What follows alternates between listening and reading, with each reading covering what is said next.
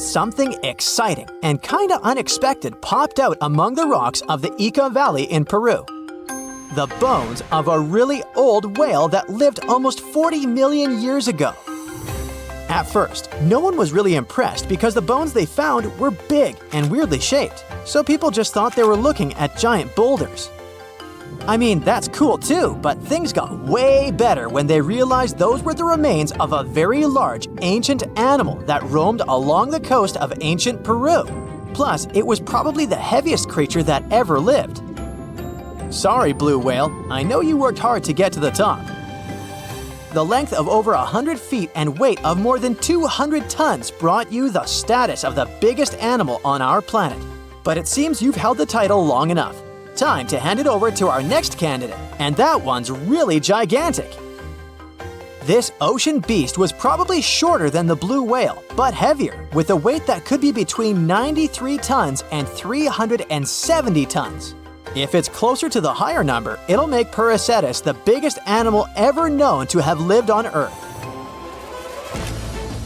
And it seems its weight was the result of having extremely thick, dense bones. You can see such bones today in manatees or some other early whales. Dense bones are a great tool for such marine mammals. This feature makes them heavy and allows them to stay submerged most of the time. But at the same time, if their body was too heavy, they would end up sinking all the time and they would waste too much energy to move back up to the surface. So, to avoid sinking, marine mammals need to have enough lighter tissues, like muscles and fat, to help them float in the water without using too much energy. Now, scientists didn't have the whole skeleton, which makes it hard to tell how big the animal was. But they used the ratio of the heavy bones to the lighter tissues in other marine mammals to estimate the overall weight of this giant ancient whale. Experts found these fossils about 13 years ago and spent the next decade freeing the whale from the rock. Its anatomy and age showed this whale was a cousin of Basilosaurus, a whale that had a long snout full of sharp teeth, and a sleek body similar to that of an eel. Even if Prehistoric wasn't bigger than the blue whale, it was still a giant that ruled the ocean depths. Unlike modern whales, there's a possibility that this ancient fellow was a predator that liked to go after bigger prey. And this also changes how we see the history of whales. Scientists used to think these magnificent creatures became really big about 5 million years ago when they started eating lots of small creatures. But here's the proof that giant whales existed even before that. But it's still unclear how this whale managed to find enough food to sustain its enormous body. Plus, it's still hard to tell what exactly this ancient creature had on its menu. It was pretty large and not such a fast swimmer, so it's possible it searched for food in shallow waters. Then it probably ate crustaceans, clams, or some other small animals hiding in the sand. One theory says it was a scavenger, which basically means it munched on remains of everything that would come its way. It's not so unusual to find marine animals in deserts. Many of these regions used to be covered with water anyway. The Sahara in Africa is a perfect example. About 50 to 100 million years ago, this was not a dry desert, but a shallow saltwater body called the Trans-Saharan Seaway. The land is not wet there anymore, of course, but people who lived in that area knew about it because they used to find old shells across the desert. The sea was about 164 feet deep. That sounds enough for a nice swim. Some would say this area looked like modern Puerto Rico, with lots of sun and shallow water. Mangrove forests were a common thing as well as seafloors covered with mollusks, like snails and clams.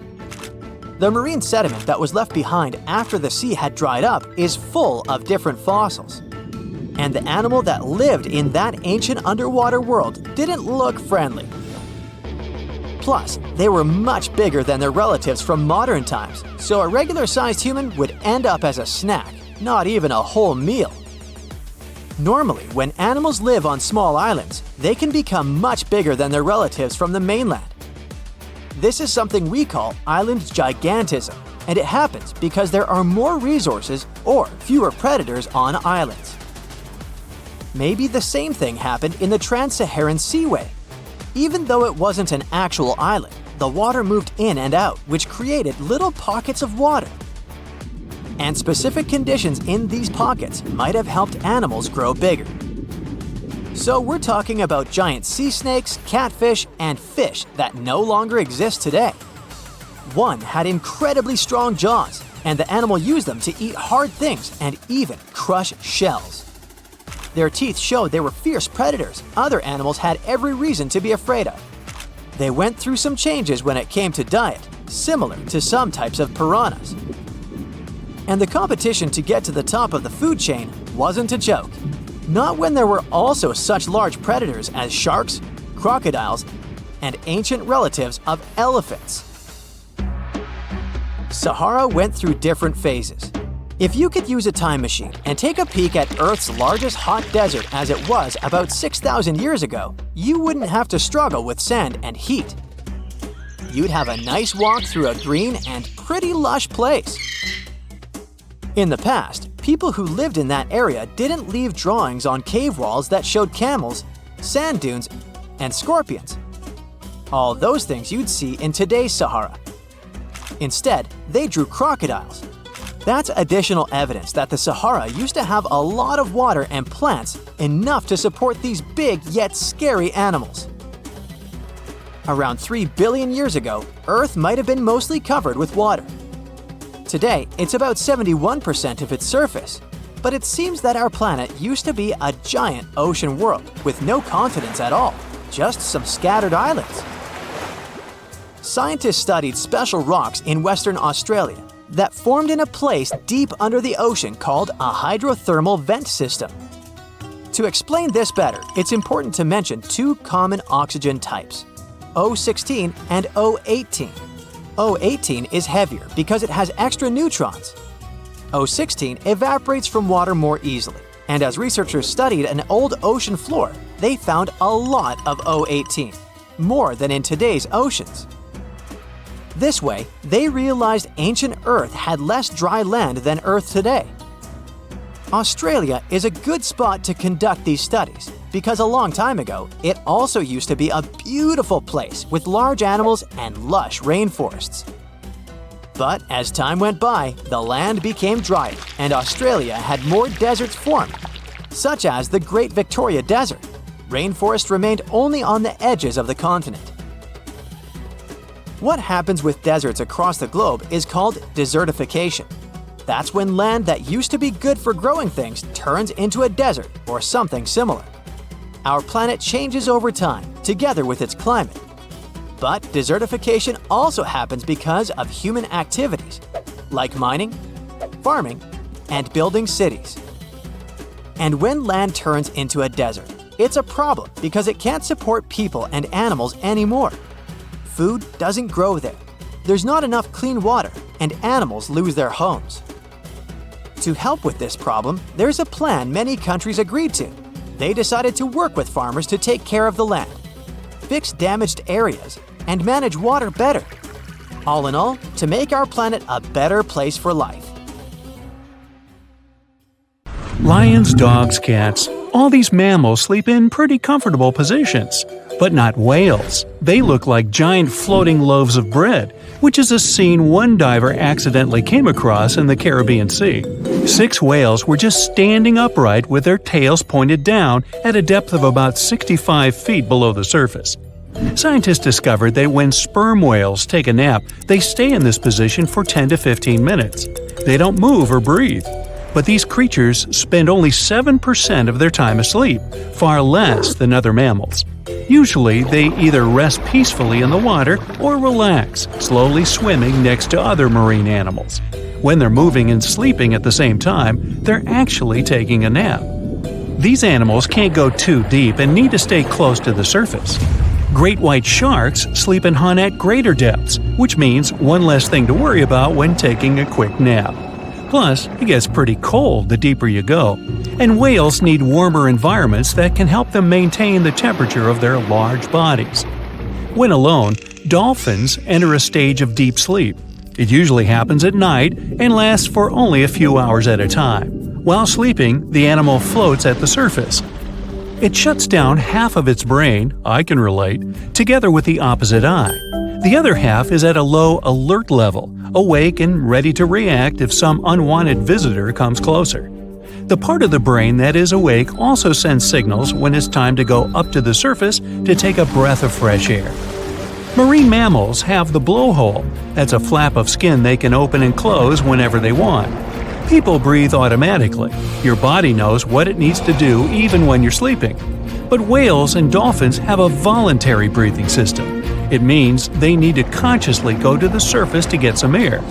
And one part of their brain needs to always be awake to inform the animal it's time to go up. Whales and dolphins can hold their breath way longer than other species. They also have a higher tolerance for carbon dioxide and can take in more air. Their red blood cells store more oxygen too. Whales and dolphins' blood goes only to those body parts that really need oxygen. If a whale only uses its brain, heart, fins, and some other muscles needed for swimming at the moment, those will also be the only body parts that will get the oxygen. Digestion or other functions can wait. The ocean is not a place where you can relax and peacefully fall asleep. While sleeping, fish reduce their activity. Their metabolism becomes slow. Some of them keep floating in the same spot. Others find a safer place among corals or in the mud. Early in life, dolphins learn to make a unique whistle that helps others from their pod to identify them. That means these specific whistles are their names, and dolphins do respond to them. Clams have feet. It looks like a large tongue that sometimes protrudes from the shell, but that's actually the foot, and it's relatively long compared to the length of the animal. Clams use this limb to dig themselves in the sand. The blue whale is the largest living animal, and it's also larger than the majority of dinosaurs used to be. They can grow to more than 100 feet long and have a weight of almost 200 tons. That's like 50 adult elephants. A blue whale's tongue alone can weigh more than one elephant. Such a giant surely needs to eat a lot, 500,000 calories in just one mouthful. The blue whale's heart is the size of a small car and weighs 1,300 pounds. To move the blood through such a giant body, the heartbeats are so strong you can hear them even from 2 miles away. The heart of a whale beats only 8 to 10 times per minute. The whale is one of the loudest creatures out there. Its call can go up to 180 decibels, which is as loud as a jet plane. Almost 95% of jellyfish's body is made of water. For comparison, the human body is 60% water. It's probably not a surprise since jellyfish don't have a heart, blood, eyes, or brain. The other 5% of their body weight is proteins, muscles, and nerve cells. Jellyfish have been around for more than 500 million years. This makes them older than dinosaurs. These creatures haven't changed much, and today's jellyfish are pretty much like their ancestors. These creatures live in the ocean, but in 1991, more than 2,000 jellyfish polyps were taken into space. Scientists wanted to see how they would react in the environment with no gravity. The jellyfish reproduced and created 60,000 new polyps, but unfortunately, those couldn't function normally after getting back to Earth. One species of jellyfish can literally live forever. As it grows older, the critter goes down to the seafloor to become a polyp again, and that polyp turns into a new jellyfish with the same genetics. Greenland sharks can live 500 years. This is an animal with almost the longest lifespan among vertebrates. Sperm whales are sociable creatures. They spend their life surrounded by their family. These animals support one another and have close friends they remember well, even if they don't see each other for a long time. Electric eels have small eyes that are not so effective in environments with no light, so they mostly rely on their electric organs. Those consist of 6,000 cells. Eels use them to stow power, similar to batteries. These creatures use electricity like bats use their radars or dolphins their sonar. An eel can also produce enough electricity to power a panel of light bulbs. There's a small tropical archer fish that can learn to recognize human faces. This fish has an interesting ability to spit small jets of water from its mouth. Researchers showed the fish the image of 2 different faces placed side by side. One was unknown and the other was familiar. The fish was supposed to spit water at the familiar one. The creature took the right guess more than 80% of the time. Every year in the winter, great white sharks that live along the California coastline disappear. It feels as if they take a vacation for 30 to 40 days. The animals go to a point halfway between Hawaii and Mexico. They might do it to get some food, relax, or hang out with their buddies from other areas. The spot is now called the Whale Shark Cafe. Some types of sharks, like makos, whale sharks, or white sharks, breathe in a very specific way. It requires them to swim all the time. They also need to move quickly and with their mouth open. This way, the oxygen can enter and reach their gills. Sea sponges are some of the most primitive animals. They're immobile, don't have a mouth, eyes, bones, brain, heart, lungs, or any other organ whatsoever. And still, they're alive. There's such a thing as a sea unicorn. That's an animal called the narwhal. Its horn is actually a tooth that can grow up to 10 feet long. Manatees, also known as sea cows, are distant relatives of elephants. Their weight can go up to 1,000 pounds. These creatures are vegetarian and need to eat around 10% of their total weight on a daily basis. That's lots of sea salad. In some cases, manatees share space with alligators, but they get along pretty well.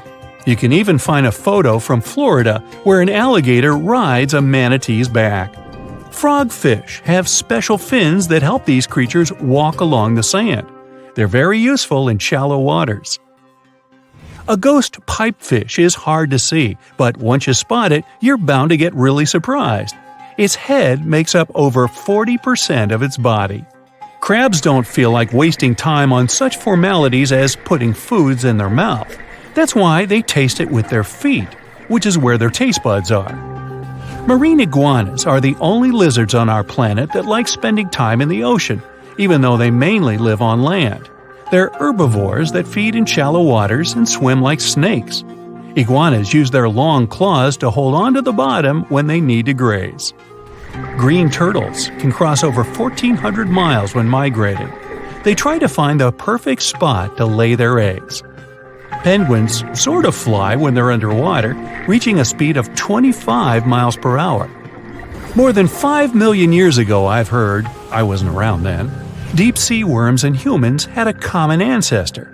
So we still share 70% of our genes with these creatures, and with sea stars, squid, and octopuses. The ocean covers over 70% of our planet, and over 80% of it is unexplored. More than 1 million species live there. But there are not only animals, 3 million shipwrecks are lying all over the ocean floor, hiding mysterious stories. Many of them are yet to be discovered.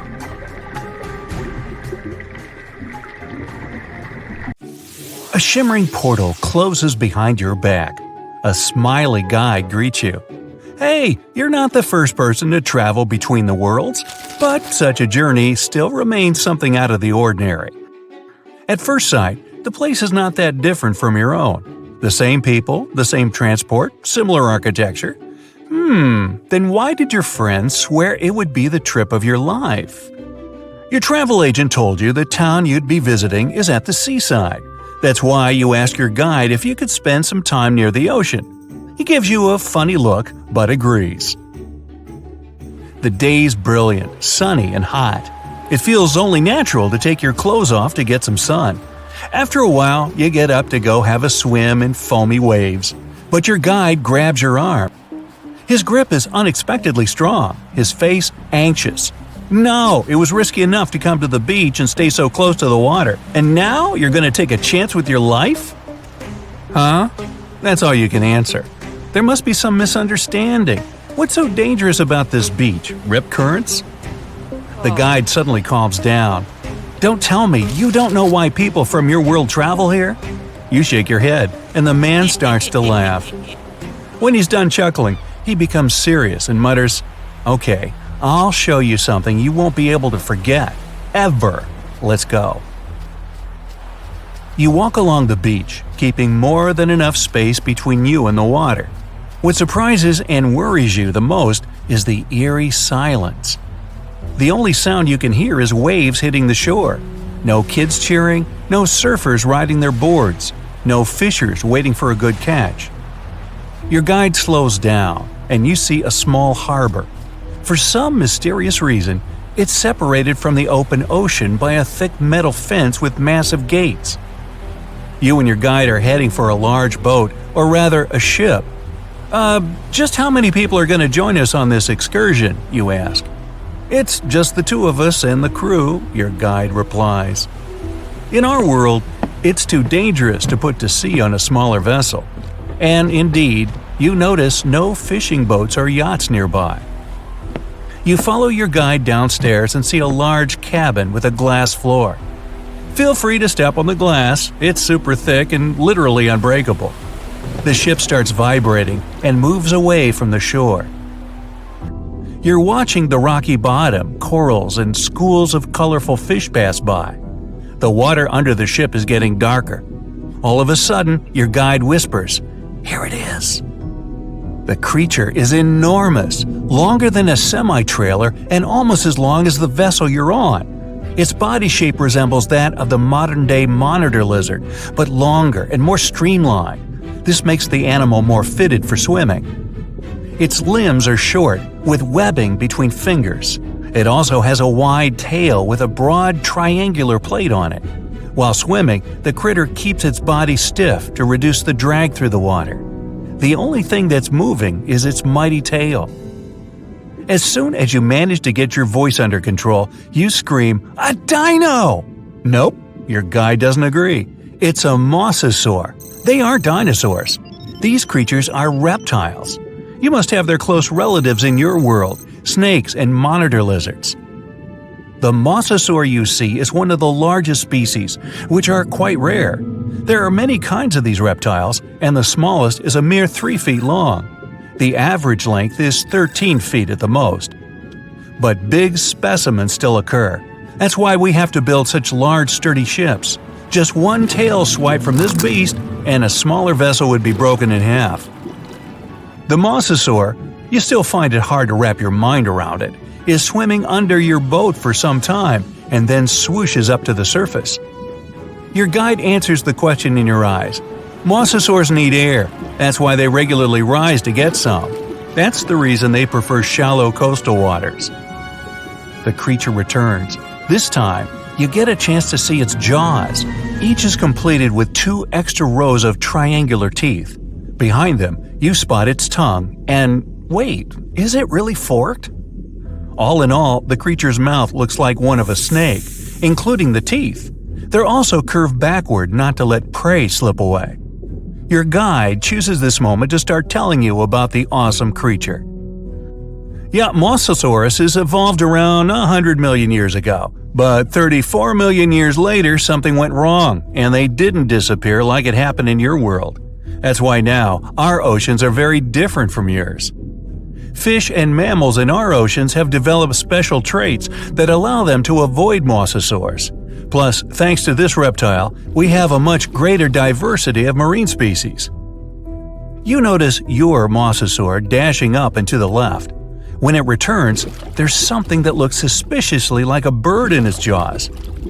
Noticing your surprise, the guide explains mosasaurs eat pretty much anything, from fish and mollusks to seabirds and turtles. Suddenly, your guide screams, scaring you out of your wits. There, can you see it? Honestly speaking, at first you see nothing. But after straining your eyes, you spot 2 huge shadows circling each other. Your guide is brimming with excitement. You can't imagine how lucky we are! I've been doing this job for 15 years, but I've never seen a mosasaur fighting with a megalodon. For a moment, your mind stops functioning. Has he just said there are megalodons in his world? And then you see it. A giant animal is coming closer. It's almost 60 feet long, bigger than the whale shark, the largest of all the shark species in your world. Your guide keeps blabbing. Both of these creatures are top predators. Mosasaurs are usually a bit smaller than megalodons, but this one's huge! As the sea monsters get closer, you manage to get a better look at the Meg. Its jaws can open for almost 10 feet and are littered with 5 rows of sharp serrated teeth. They're built in such a way so that they don't crack even after hitting bone. The Meg is an ambush hunter, continues your guide. It probably wanted to take the mosasaur by surprise by attacking it from below, but this attempt failed. Now the predators are moving in circles, likely sizing each other up. They look rather angry and hungry. The mosasaurs trying to get closer to the shark's tail or fins. The creature understands there's no way it could bite through the Meg's bulky sides. The shark chooses another tactic. It's aiming for the mosasaur's long midsection. The critters start circling faster, getting closer to each other. The mosasaur keeps changing its pace from slow, almost lazy movements to nervous bursts of speed once it sees the Meg approaching. The shark is swimming in a steady way, watching the opponent with its piercing black eyes.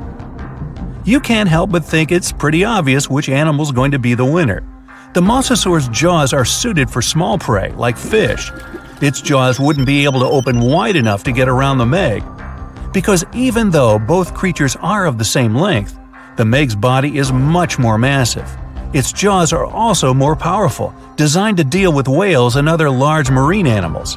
Plus, the mosasaur's body isn't efficient for high-speed swimming. It gives the shark another advantage. In a flash, the Meg twists its body and rushes at the mosasaur. Its maneuver is not to let the enemy get an upper hand by striking from below. The two powerful creatures clash each other. You see the mosasaur try to maneuver out of the Meg's way, but to no avail. You're clenching your fists, silently sending your support to the mosasaur, and then a sudden jerk, and you find yourself on the floor. "Go, go, go!" your guide shouting at the skipper. It turns out the animals got so engrossed in their confrontation that they didn't notice the vessel and crashed into its side. Now it's crucial to get as far away from them as possible. If these huge creatures decide the ship is their common enemy, they may cooperate to attack it. Luckily for you, the beasts don't realize the thing they collided with is actually a container with food. The boat is getting further and further away, and you can only guess the outcome of the battle. Too soon for your liking, you reach the shore. The guide, who still looks thoroughly stunned, drives you back to the portal.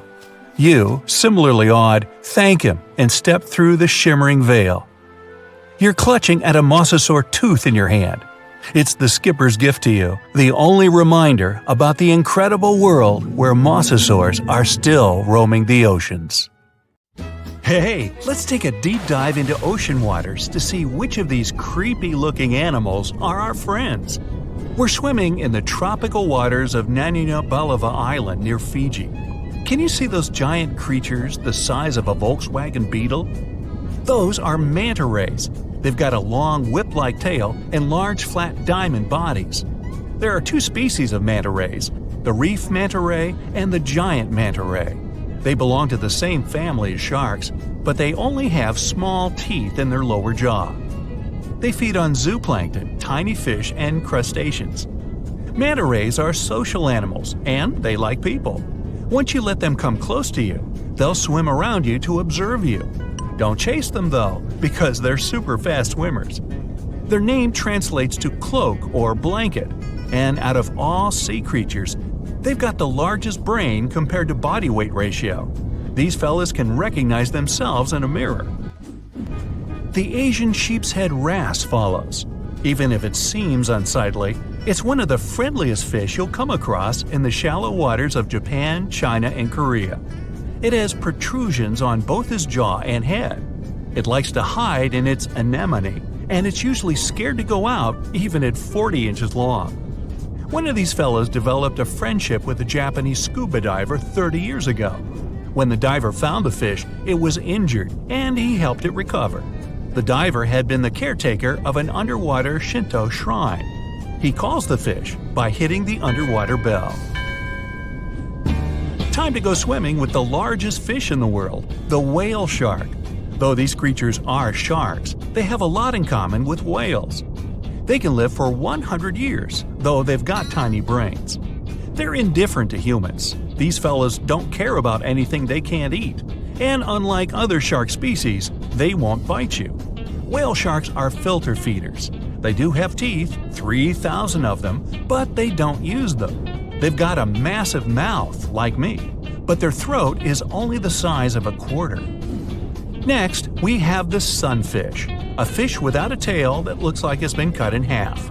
It has large fins, and when you see it breaching on the surface, you'll think a shark is approaching. The sunfish dives deep in the water to let other fish exfoliate his skin and remove parasites. Once they're done, it returns to the surface to sunbathe. It's also a voracious eater. If it sees you in the waters, it'll likely approach you and observe you. Within a day, you'll be able to feed it from the palm of your hand.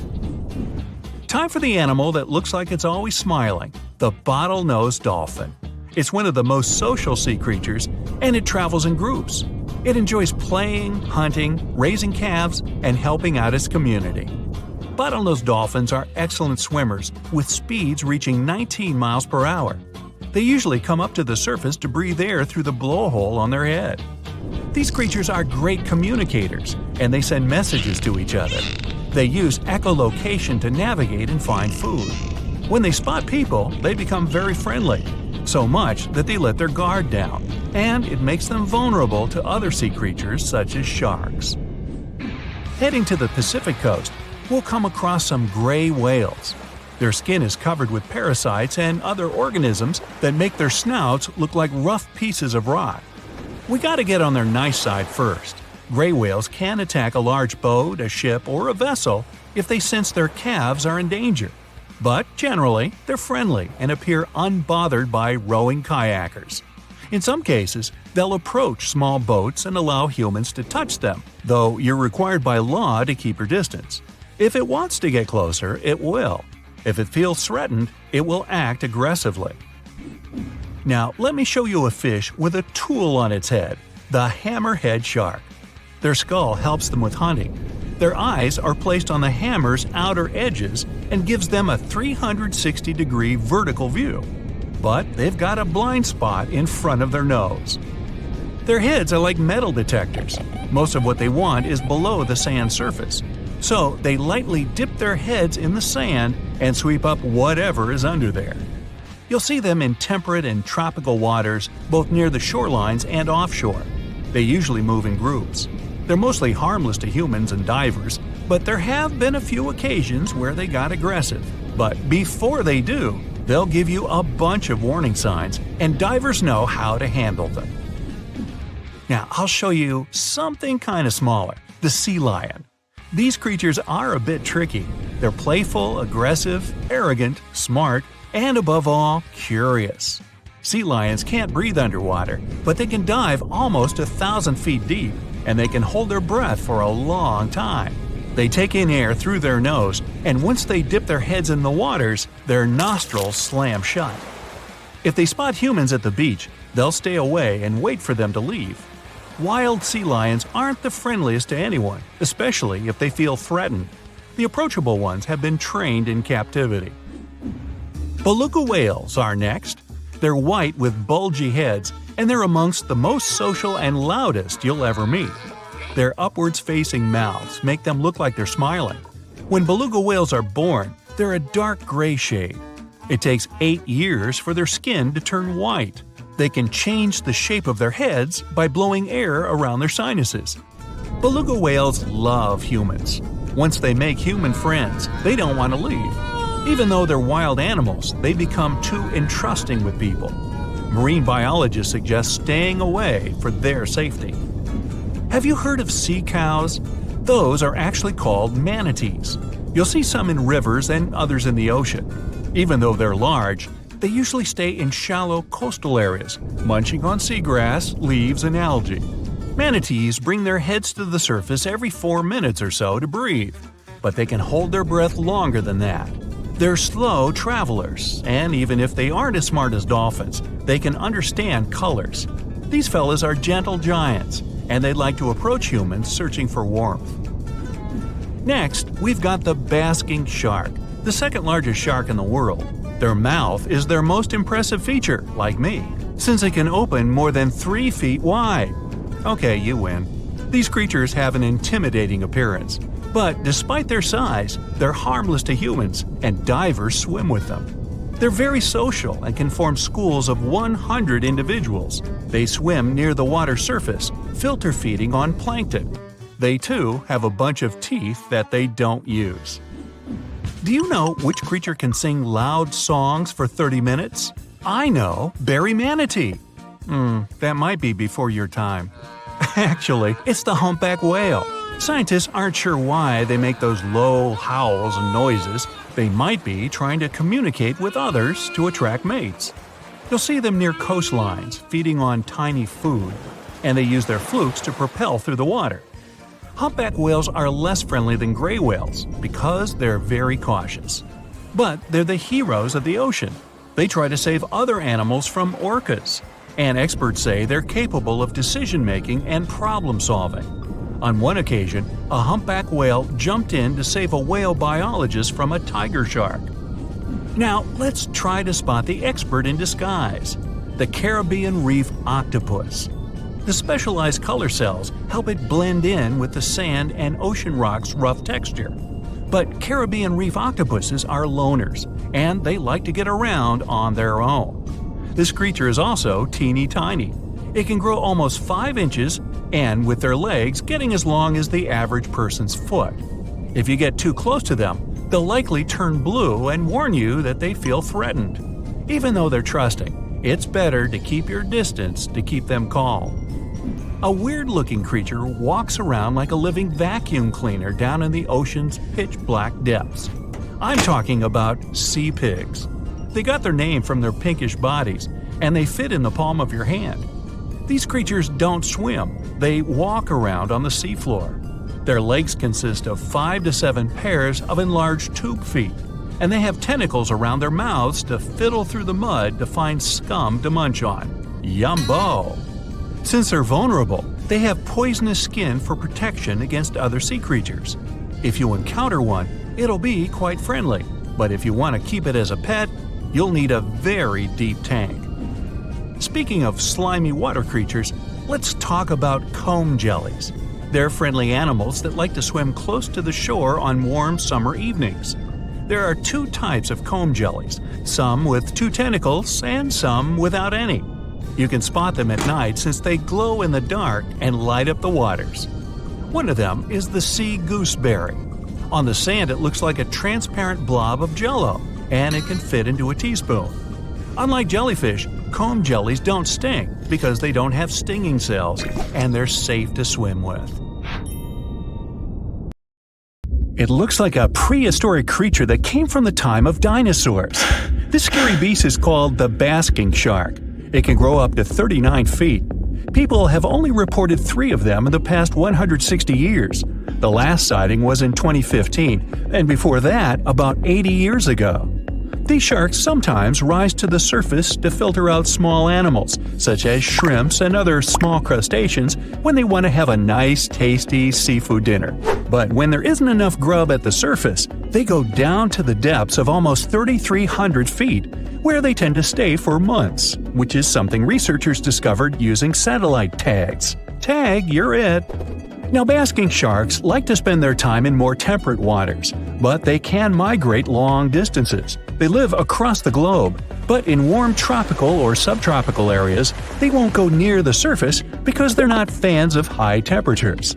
The lion's mane jellyfish is not that rare, but it's fascinating how large it is.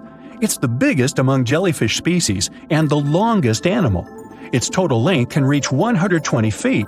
That's approximately 23 feet more than the longest blue whale scientists know about. The jellyfish has around 70 to 150 tentacles, and they all contain huge amounts of neurotoxins that can seriously harm you if you come in contact with the animal. But people don't usually come across this type of jellyfish because it rarely lives near the coast, preferring the open ocean. Generally, you can find the lion's mane jellyfish no deeper than 65 feet below the surface, where it dines on small fishes, zooplankton, and some other types of jellyfish. It uses its tentacles to catch its value meal. Hey, you want fries with that? The giant phantom jelly comes out of the darkness and depths of the ocean's midnight zone. Its sun hat-shaped bell reaches over 3 feet across. This bell trails 4 ribbon-like mouth arms that can be up to 33 feet long. This quite rare creature uses its mouth arms to catch unfortunate animals swimming around and not knowing what's coming for them. Giant phantom jelly propels itself through the water with periodic pulses coming from its orange head. It glows faintly and mysteriously in the pitch-black depths. It lives across the globe in all the oceans except for the Arctic. I'm guessing it's too cold. Because of its odd shape, people often call the oarfish the dragonfish or sea serpent. It's about 26 feet long, which makes it the longest bony fish we know about, and lives at depths of 3,300 feet. Oarfish spend most of their time in the deep, dark parts of the open ocean in tropical and subtropical areas. They almost never come to the surface, unless, invited. It's a ribbon-shaped and shiny silver creature with a long red dorsal fin and red oar-like pelvic fins. Its body has no scales and is very thin. The fish can grow to a length of about 30 feet and weigh 660 pounds. Oarfish have really big eyes that help them see better in their dark, scary surroundings. The frilled shark is definitely one of the gnarliest-looking marine animals out there. If you saw it somewhere, you'd probably think you went back to the age of dinosaurs. Yup, the frilled shark is a prehistoric creature because its roots go back 80 million years. This living fossil can grow to be 7 feet long. It got its name from its frilly gills. Even though frilled sharks have the shark part in their name, they swim similar to an eel in a distinctly serpentine way. Its mouth is terrifying. Similar to the maw of the great white shark, it has 300 trident-shaped teeth lined in 25 rows. Hey, come a little closer, huh? Researchers discovered this creature in the 19th century, but people rarely see it, and no wonder. It usually lives at depths of between 390 and 4,200 feet. Most of the time, the frilled shark feeds on squid, swallowing them whole. Its long jaws allowed the frilled shark to gape extra wide and swallow animals half as long as its entire body. Goblin sharks are very rare. Researchers have spotted fewer than 50 of them in more than 120 years. But maybe that's for the best, since we're talking about a pretty scary fella with a narrow snout and sharp teeth. It's also capable of thrusting its entire jaw outward when it wants to catch something. Sounds familiar. As it's lurking through the dark depths of the ocean, a goblin shark sees a small squid that looks quite yummy. The dangerous animal inches toward the squid. When the poor creature notices the predator, it tries to dart away, but it's too late. The shark has already thrust its jaw the whole 3 inches out of its mouth.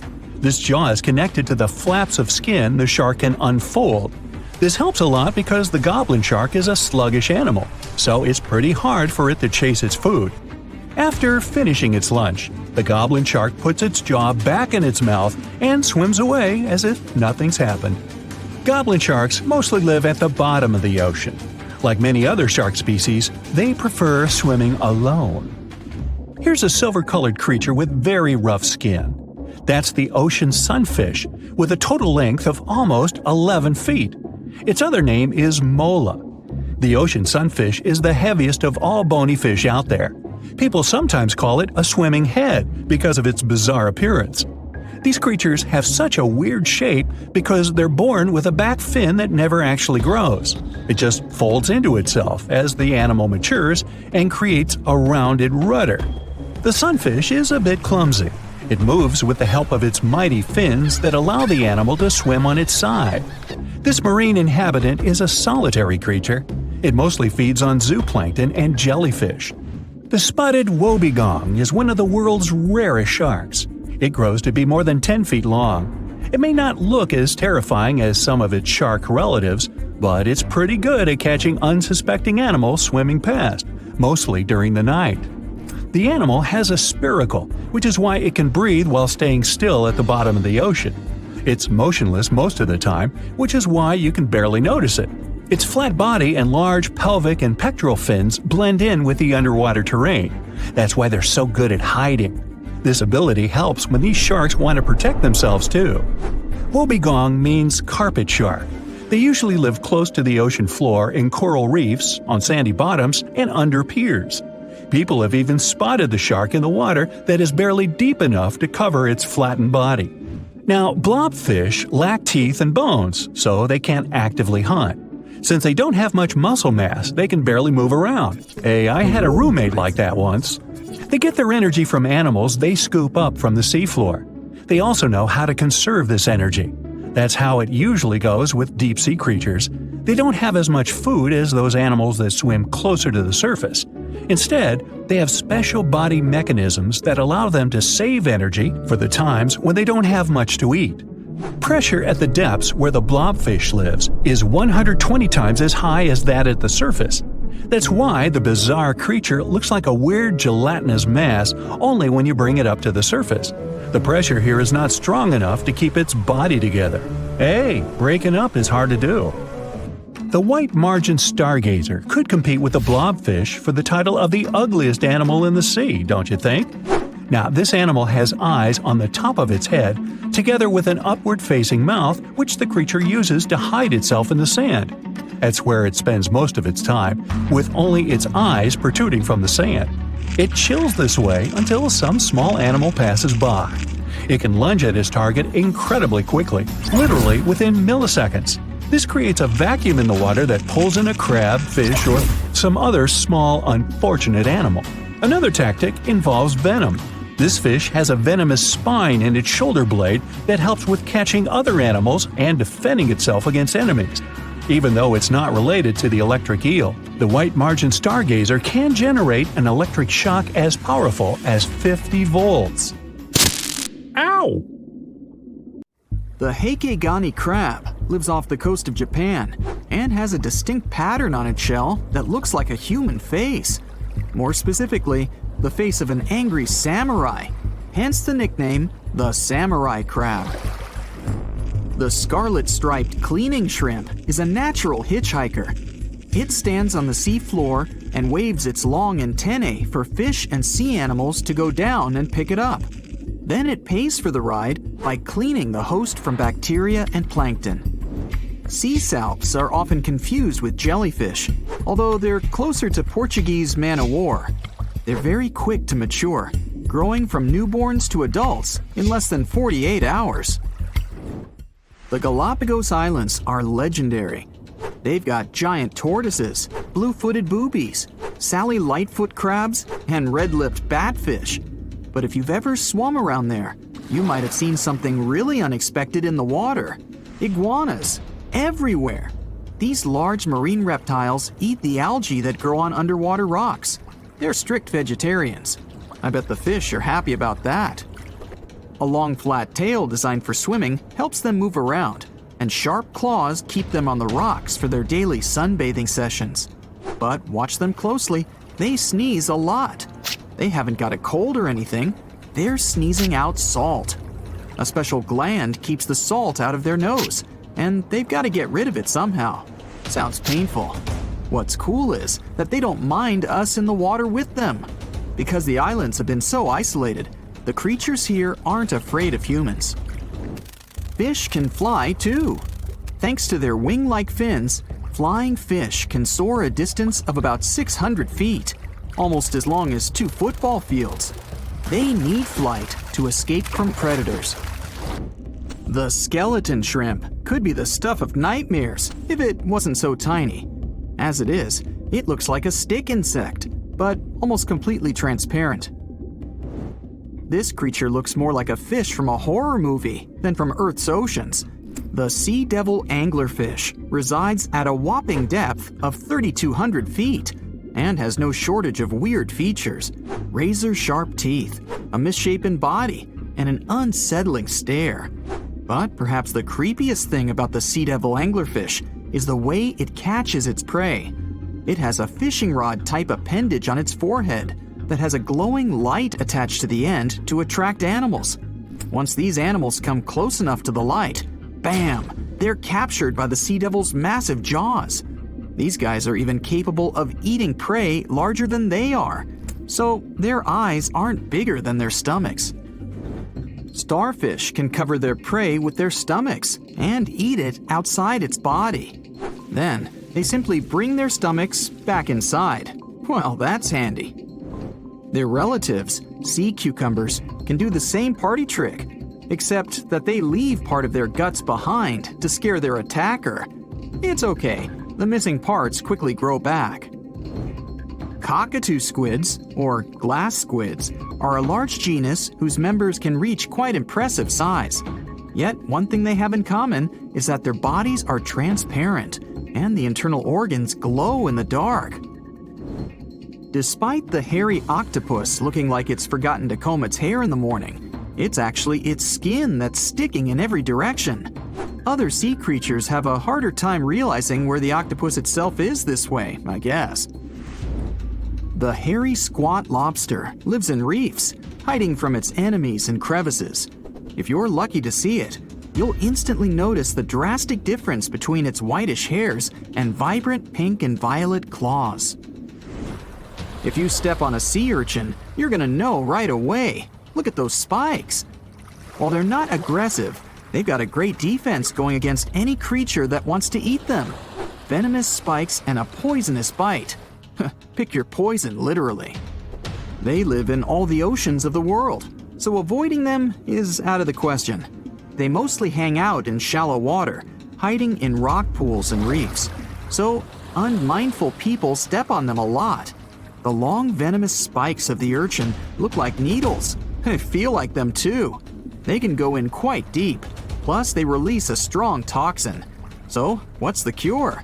Remove the spikes quickly and wash with salt water. Sea turtles are constantly crying. They're not sad or anything. The weeping is only because they excrete excess salts from their body through their tears. Box jellyfish tentacles grow up to 10 feet long, and each tentacle has 5,000 stinging cells. Not bad for a creature that's mostly just water. Their venom is strong enough to paralyze anything they want to eat. Now, if you happen to get stung, it's going to hurt a lot. Its toxins contain proteins that affect the heart, skin cells, and even our nervous system. No wonder it's considered one of the most dangerous creatures on the planet. I wouldn't recommend using sunscreen, soda, coffee, or other older methods. They don't work. Your best bet is some good old-fashioned seawater. Looks like jellyfish are the rulers of the ocean, not sharks. The margin sea lizard isn't an actual lizard. It's a kind of sea slug that dwells close to the water surface. It swims upside down and somersaults to get food. And let's admit, it looks very cute. When some foreign object gets into an oyster's shell, be it a grain of sand, a parasite, or garbage, the thing irritates the mollusk's inner walls. Since the animal can't spit the item out, it envelops it in thin layers that separate from the body. These pearlescent layers accumulate until they form a round pearl. In the past, people believed that pearls were the tears of mermaids. Now we know they're just some decorated debris. Dolphins have highly developed communication. They call each other by name. Each dolphin responds to a specific sound. Mostly they say, "Stop calling me Flipper." The orca is the largest of dolphin species, and they actually have different cultures. Two orcas from different social groups won't even understand each other's language. They're the only animal known to do this. I wonder if they developed any Google Translate for dolphins. The banded shrimp, or banded boxing shrimp, was really aptly named. It's got bands of color all over its body, and always stands in a boxer-like, ready-to-strike pose. The brown-lined paper bubble is another sea slug, and it definitely looks like one. It's got a special ability though. It can quickly burrow holes in the sea floor, hiding from enemies inside them. The snakefish, as the name implies, looks a lot like a snake, but it has a very distinctive feature. It can walk on its fins. Thanks to this peculiarity, it easily crawls from one waterbed to another, choosing habitats more to its liking. On the way, a snakefish can get hungry for sure, so it often munches on small birds and rodents. It can grow quite big though, and hunt even larger animals. How much weirder can it get than to walk through the woods and suddenly see a huge and toothy fish stalking some rabbit? The alligator snapping turtle catches its prey by going fishing. Its tongue looks like a worm, and the turtle waits with its mouth wide open at the bottom of a stream, lake, or pond until some unsuspecting fish takes the bait. Then, snap! The jaws come together faster than the blink of an eye, and dinner is served. The mossy jellyfish is normally invisible in the dark abyss where it dwells, but when exposed to light, it will reflect it and shine beautifully. The black swallower might be small, but make no mistake, it could easily gulp down your favorite puppy. It can open its mouth extremely wide, allowing it to swallow prey twice its size. The African tigerfish will eat whatever it finds, and given its own size and that of its monstrous teeth, you can imagine it finds a lot of food. It mostly feeds on other fish, but when nutrition is scarce, it can jump out of the water and catch both insects and small birds right in the middle of the flight. It's not so big as to eat a human, of course, but the name should warn you that it can easily take a bite out of your arm or leg. Your brain controls your arms and legs, but with an octopus, each arm is actually kind of independent with its own special brain, held together by a bigger central brain, kind of like the conductor of an orchestra. The central brain sends higher-level signals to each arm, saying things like, "Move to the left, there's a crab behind the corner," or "Touch this silly human's foot, let's mess with him a little bit." No matter how smart their arms and legs might be, an octopus still needs to look after them all the time. Well, hey there. We dive back in time and into the oceans over 500 million years ago. Just, because we can. Whoa, watch out. It's not Megalodon or giant sea reptiles you need to look out for here. It's a bizarre, unearthly-looking creature called Anomalocaris. The name means unlike any other shrimp, and I think you'll agree, it looks like a nightmarish cross between a shrimp and a modern-day centipede. 2 tentacles protruding from its face, each lined with razor-sharp teeth. Oh yeah, and this thing was about the size of your leg. With a wave-like movement of the flaps on each side of its body, it was graceful for a terrifying creature. It was also more advanced than any other life on this planet at the time. Especially those huge eyes. You have only one lens in each of yours. This giant shrimp had 16,000. That's 4 times more than a common housefly. And you know how good their vision is. Good enough to dodge that swatter every time. All this allowed Annie to become one of the first animals on this planet to feed on others. Yep, here it is. Earth's first hunter. Its favorite meal? Trilobites. Hey, try a bite. Those are the ancient ancestors of crabs. Some of their fossils have marks on them in the same shape as the monster shrimp's mouthparts. Terrors of the past like this got to be so giant thanks to more oxygen in the atmosphere. A perfect example of this, Meganeuropsis. Imagine a dragonfly. Now make it as big as a cat, and with a wingspan longer than your arm. Megan, the monster-sized dragonfly, could easily grab other insects or even small animals, and she ruled the air with quick movements. Back then, there were still no large birds or other airborne enemies for this behemoth bug, so it was safe and free to grow as large as this planet would allow. Piranhas of the past were also jumbo-sized. Mega piranha was about 3 times the size of the river terrors we have today. Its bite force was about the same as a tiger's, and those striped kitties bite down 2 times harder than lions. That means it probably not only dined on other fish and any land creatures that, got too close to the water, but it could also easily crunch down on large turtles and other unlucky shelled creatures. And fun fact, modern-day piranhas bark like dogs when they're about to enter a confrontation. It actually sounds more like a frog's ribbit. But makes you wonder, what did this mega-sized ancient cousin sound like? A bear roaring? How about giant sea scorpions the size of your bed? Go back about 460 million years and you'd see them swimming under you. And watch out for that tail. Scientists still don't know if these creatures could use it to inject venom like your standard land scorpion, but something tells me I wouldn't want that thing anywhere near me. Then there's this guy, Therizinosaurus. Terry looks sort of like a goose with long arms.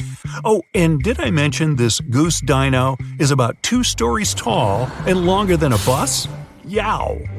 Its arms make the T-Rexes look even more bite-sized, each 8 feet long, almost triple the length of T-Rexes. And on the end, razor-sharp claws the size of your whole arm.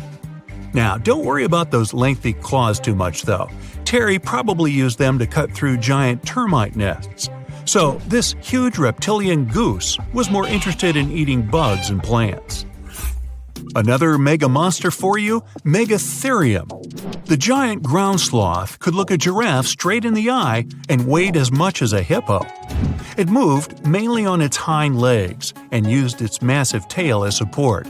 He had huge paws with colossal knife-sized claws. The sloth could use them to defend itself from enemies and to bend tree branches in search of food. But the biggest danger to the giant ground sloth wasn't dinosaurs or saber-toothed tigers, it was our own species. Yep, humans showed up just in time to meet this fellow, and to, eat him up. Titanoboa was a terrifying 50-foot snake, as long as the great Megalodon itself. It was also more than 2 times heavier than the heavyweight champion among snakes today, the green anaconda. Crocodiles were a regular on this serpent's menu. Titanoboa could swim 3 times faster than the fastest Olympic swimmer our species has ever seen. It was quicker and more dangerous in the water than outside it. And don't forget the boa part of the snake. This massive snake wasn't venomous. Instead, it liked to squeeze. Remember that giant shrimp from earlier? Well, Opabenia looks like its teeny-tiny finger-sized cousin. And instead of 2 toothy tentacles, this thing had a vacuum hose coming out of its face. On the end of that trunk, what looks like a single crab claw. Add 5 eyes and a mouth under its head, and you've got a recipe for something not of this planet. Only it is. This creature used its trunk like an elephant does. Its claw grabbed food from the bottom of the ocean and brought it up to its mouth. This thing is so weird-looking that, apparently, when the scientists who discovered it presented his findings to an audience, they all laughed as if he were joking. Now, a real-life monster, the Tully monster. From a distance, it looks a bit like Nessie, that long neck and teeth-lined jaws.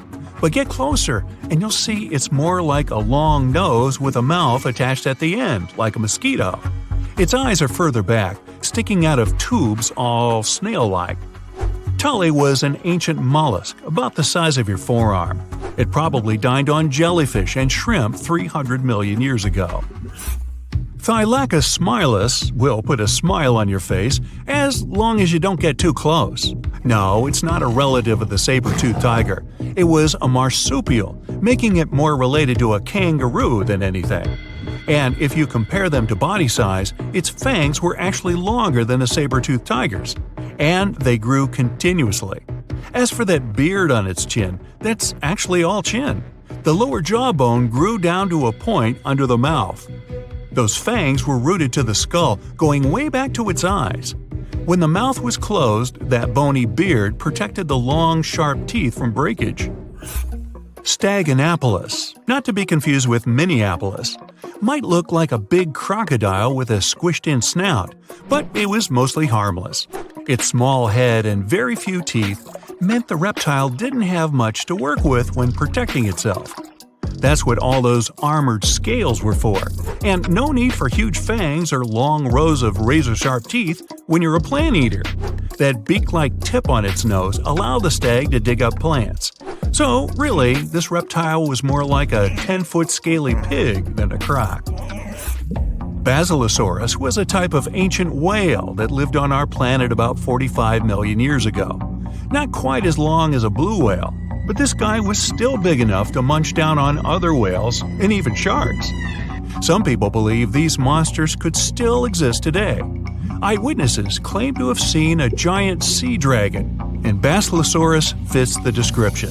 Plus, 90% of our oceans are unexplored. There's plenty of space to hide a sea monster. But scientists haven't found any fossils of this ancient whale younger than 3.7 million years. So, this myth is busted. Stegosaurus is one of the most recognizable dinosaurs that ever lived. It can easily be distinguished by those huge spikes on its tail and the bony plates on its back. It was twice as long as a giraffe and nearly 5 times heavier. But compared to its body size, it had the world's smallest brain. It was no larger than a dog's. Pelagornis had the largest wingspan of any bird ever discovered. It was twice the size of the largest bird today, the wandering albatross. Such huge wings made it hard for the bird to take off. It could only do so by jumping off cliffs. And when it finally spread its wings, this giant could only go about 40 miles per hour. The fastest bird today can reach speeds 5 times that. Think you know what lurks in the depths of the ocean? While nearly 95% of our oceans haven't been explored yet, it's hard not to let your imagination run wild. But thanks to brave explorers, deep-sea cameras, and awesome archaeologists, we do know about some pretty incredible sea creatures living in our waters today, and millions of years ago.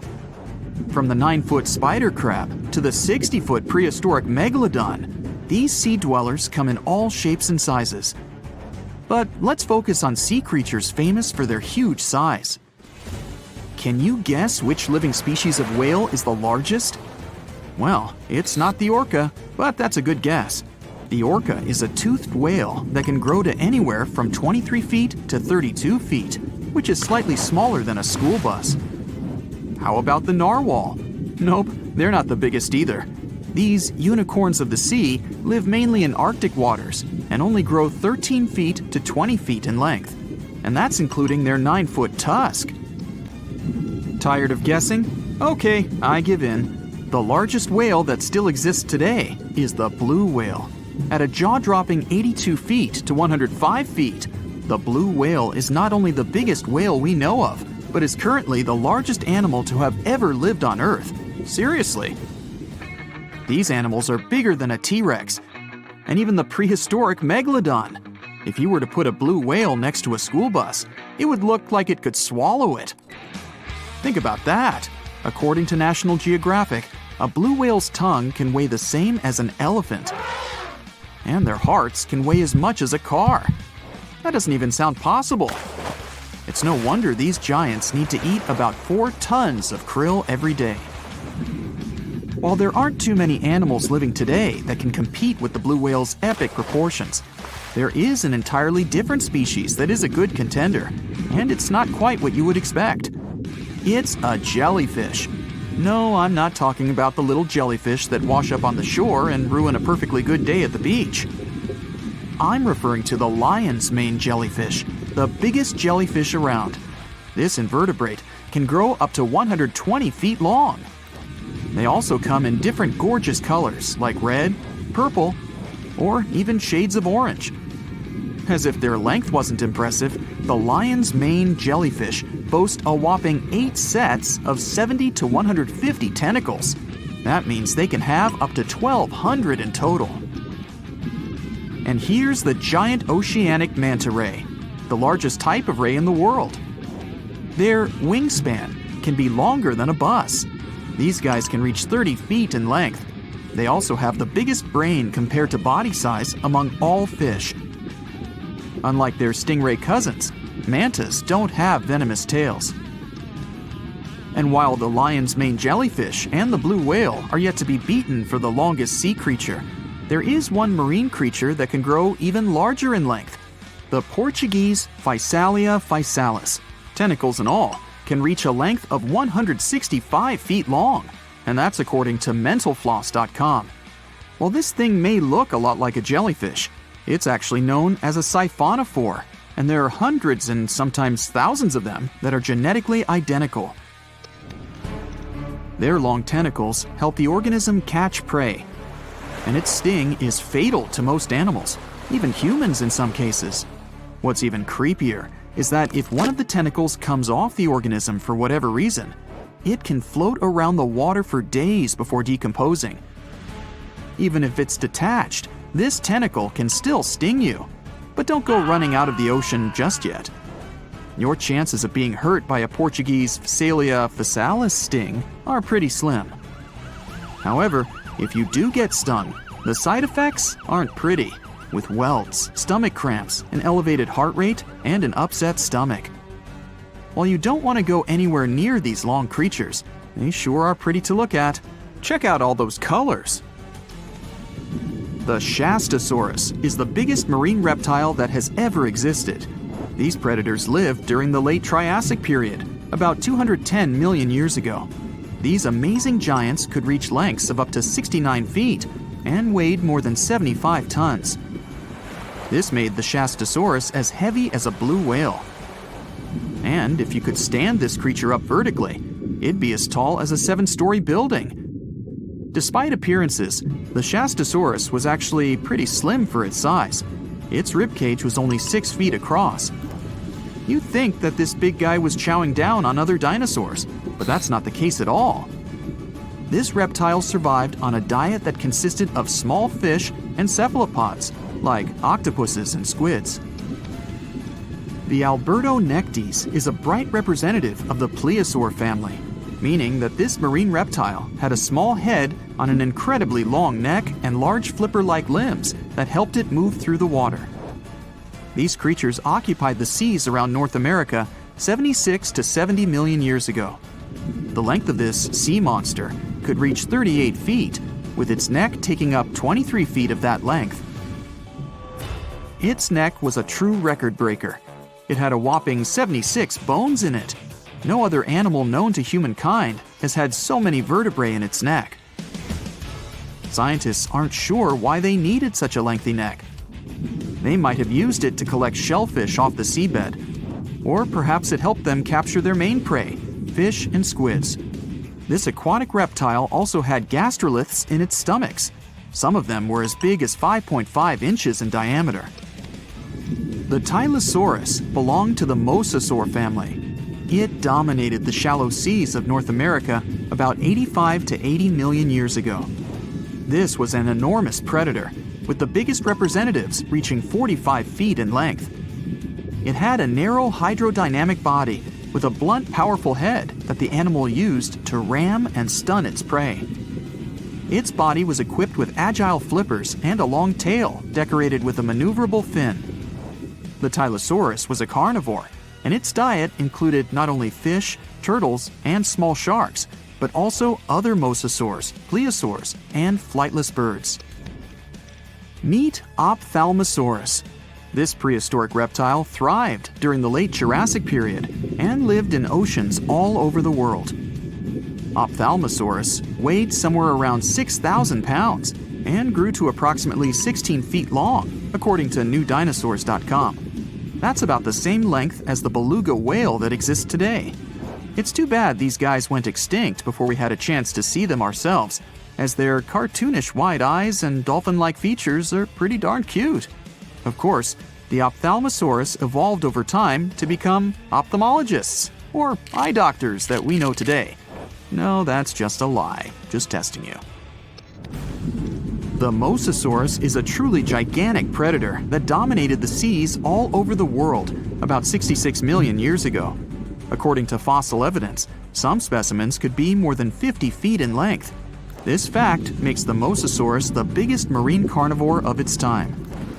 One of the most terrifying things about this creature was its crocodile-like head, decorated with literally hundreds of razor-sharp teeth, neatly organized in 2 rows on both jaws. The thing is that it was pretty challenging for the Mosasaurus to grab its prey in the water. That's why it had all these teeth, plus something special: pterygoid teeth anchored to the bones on the roof of its mouth. This made hunting and holding onto its prey much easier. The Styxosaurus belonged to the plesiosaur family and lived during the late Cretaceous period, around 85 to 70 million years ago. Upon first glance at this dinosaur, you might mistake it for a sea snake, and it'd be an honest mistake. Styxosauruses were about 35 feet in length, but over 16 feet of that consisted just of their long snake-like neck. They had a comparatively small body and weighed approximately 4 tons. Their mouths were full of razor-sharp cone-shaped teeth that they used to catch fish. They didn't need to chew their prey, thanks to the 200 small stones called gastroliths in their bellies that probably aided in digestion. At the same time, some scientists believe that the Styxosaurus used these stones to sink to the ocean bottom in search of particular types of fish. Looks kinda like Nessie to me. You know how they say it's better to just hand over your wallet if you run into a mugger? Instead of surrendering their wallets, sea cucumbers choose to spit out some of their insides to fend off predators like crabs and fish. It's a natural defense mechanism for them, and they quickly grow those organs back in just a few days, thanks to special cells inside their bodies. It's not the only weird thing sea cucumbers do.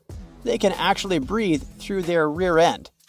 They have this thing called a respiratory tree that connects to their backside and sits right next to their intestines. So when they suck in water from their behind, it goes into that respiratory tree, letting them absorb oxygen directly into their fluids. Plus, sea cucumbers are the janitors of the ocean. They munch on whatever gets stuck in the sand on the ocean floor. Once they've eaten, they manage to clean out the sand, leaving it nice and tidy after they do their business. As for the clean sand, the stunning white sand beaches in Hawaii are actually a product of parrotfish number 2. These fish munch on algae from rocks and dead corals, and while they're chomping away, they also grind up the leftover bits of coral in their bellies. When they're done, they move their bowels, and voila! It all comes out as beautiful sand. Not only do they play a vital role in keeping the coral reef ecosystem healthy, but they can churn out hundreds of pounds of this white sand every year. Marine animals are seriously impressive when it comes to holding their breath. Just look at sperm whales and elephant seals. They can stay underwater for a mind-blowing 2 hours. Then there's a Cuvier's beaked whale, which holds the crazy record at almost 4 hours underwater. When you compare that to the human record of 24 minutes and 37 seconds held by pro diver Budimir Shobut, it seems pretty insignificant. But what's the marine animal's secret that helps them excel humans this much? Unlike us, these sea creatures have a ton of hemoglobin and myoglobin in their blood and muscles, allowing them to store way more oxygen. When their oxygen runs low, myoglobin steps up and releases even more. Plus, they can tolerate higher levels of CO2, so they don't feel the need to breathe as quickly. There's even a study that found their myoglobin molecules have a unique charge that keeps them from sticking together, which boosts oxygen storage. And on top of all that, they can slow down their heart rate and restrict blood flow to hang out underwater even longer. Rumor has it that about 540 million years ago, a meteor loaded with frozen octopus eggs smashed into Earth. Sounds like a delirium, but some scientists are entertaining a very questionable idea that octopuses and their cephalopod buddies, like squids and cuttlefish, might actually have some extraterrestrial origins. The thing is, cephalopods have extraordinary DNA that doesn't look like any other DNA on our planet. They've got around 33,000 protein-coding genes in their genome, which is way more than what we humans have. A recent study suggests that their evolutionary story shows some odd traits that might hint at a connection to space, like they could be from some super far-off past, or even the future. The researchers went as far as to claim that modern octopuses could be the descendants of these frozen creatures that hitched a ride on comets and splashed down in our oceans. And why octopuses? Well, they really stand out in the animal kingdom. They can use different tools to build their own houses, and they can even solve everyday problems independently of their brain, as 2/3 of an octopus's neurons are in its arms. These traits seem to have just appeared out of nowhere during evolution. They even tossed around another quirky theory. What if an extraterrestrial virus crashed into early squid populations and gave them a crazy boost in evolution, turning them into the octopuses we know today? Anyways, these are just fun speculations without any hard proof. Now, this funky object is an animal, not a rock. It's called sand dollar. Just look at the shape of its shell.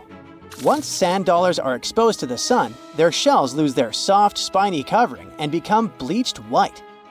Back in the day, beachcombers thought these shells looked a lot like big silver coins, kind of like the old Spanish dollar that was about the same size.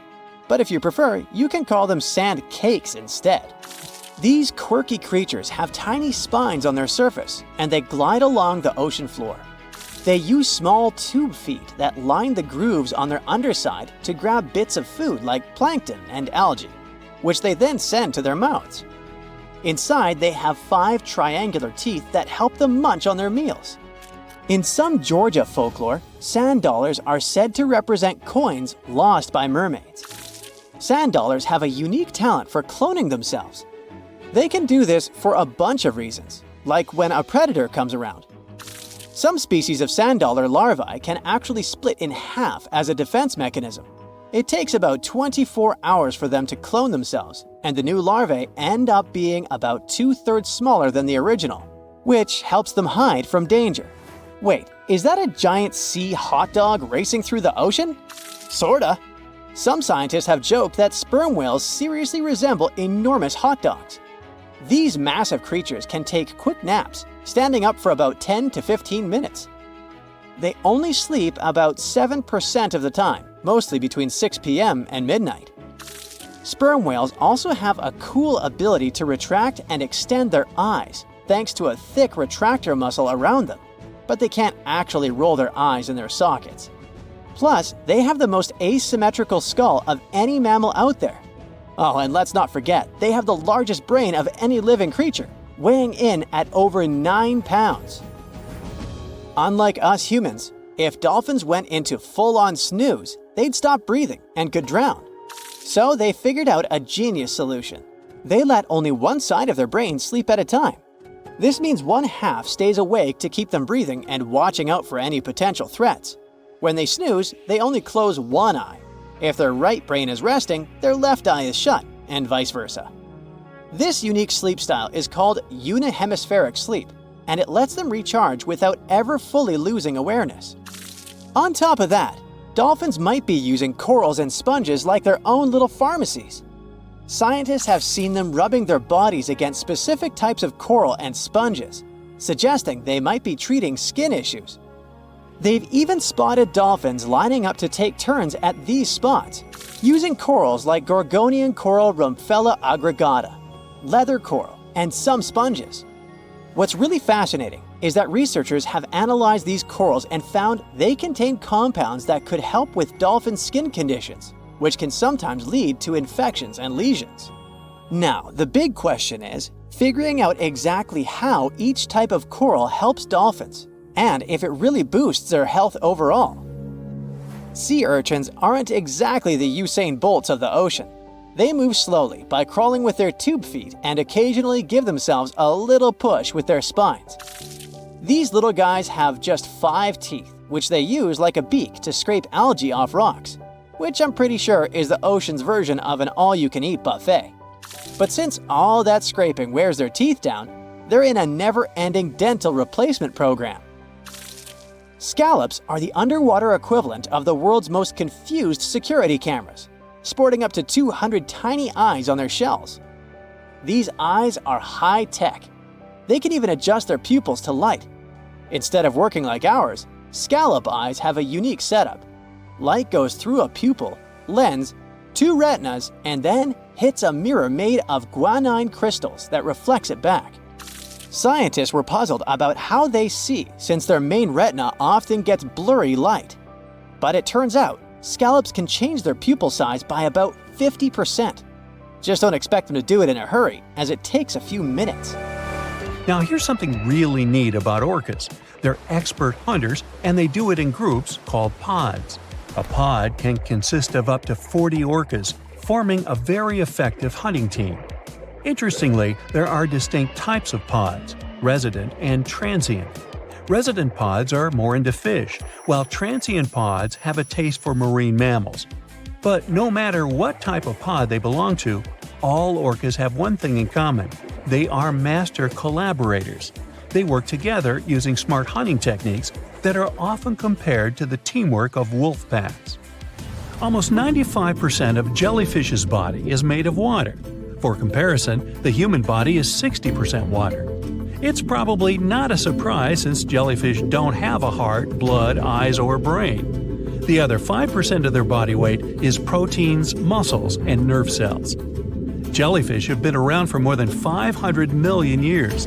This makes them older than dinosaurs. These creatures haven't changed much, and today's jellyfish are pretty much like their ancestors. Electric eels have small eyes that are not so effective in environments with no light, so they mostly rely on their electric organs. Those consist of 6,000 cells. Eels use them to stow power, similar to batteries. These creatures use electricity like bats use their radars or dolphins their sonar. An eel can also produce enough electricity to power a panel of light bulbs. There's a small tropical archer fish that can learn to recognize human faces. This fish has an interesting ability to spit small jets of water from its mouth.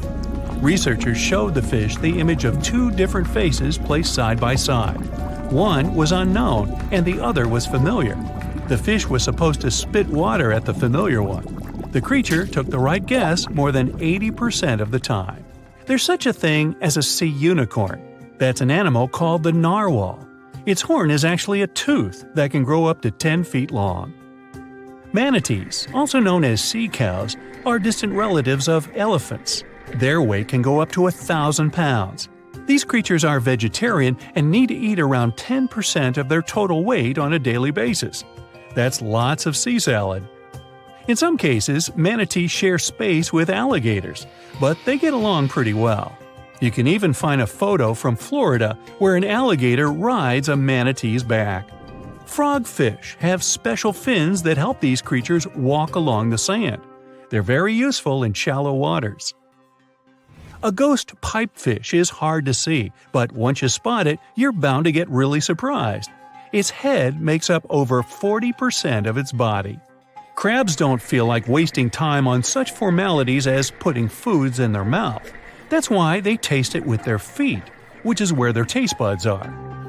Marine iguanas are the only lizards on our planet that like spending time in the ocean, even though they mainly live on land.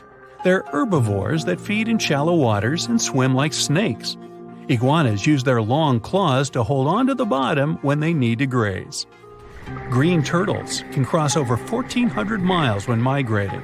They try to find the perfect spot to lay their eggs. Penguins sort of fly when they're underwater, reaching a speed of 25 miles per hour. More than 5 million years ago, I've heard, I wasn't around then, deep-sea worms and humans had a common ancestor. So we still share 70% of our genes with these creatures, and with sea stars, squid, and octopuses. Now, octopuses are in fact incredibly old.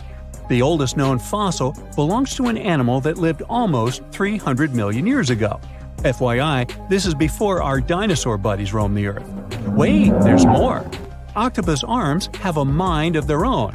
That's because 2/3 of their neurons lie in their arms, not in their heads. This means that their arms can problem solve how to open a shellfish, while their owner is worried about other stuff entirely. Talk about ninja-level multitasking. Oh, and like other animals, such as chimpanzees and dolphins, octopuses have proven to be good at maneuvering tools, like picking up old shells and using them as a temporary home. Now, of course, the most intelligent animals on our planet are humans, according to humans. But we don't seem to give pigs enough credit. Pigs are so smart they can play video games. No, not Minecraft. But in a recent academic study, scientists had 4 pigs play a joystick game. They had to manipulate the stick so that the moving ball would hit the wall and then they would get a treat. All 4 pigs did great in the test, which was surprising even to the scientists. Now, pigeons also aced an impressive test.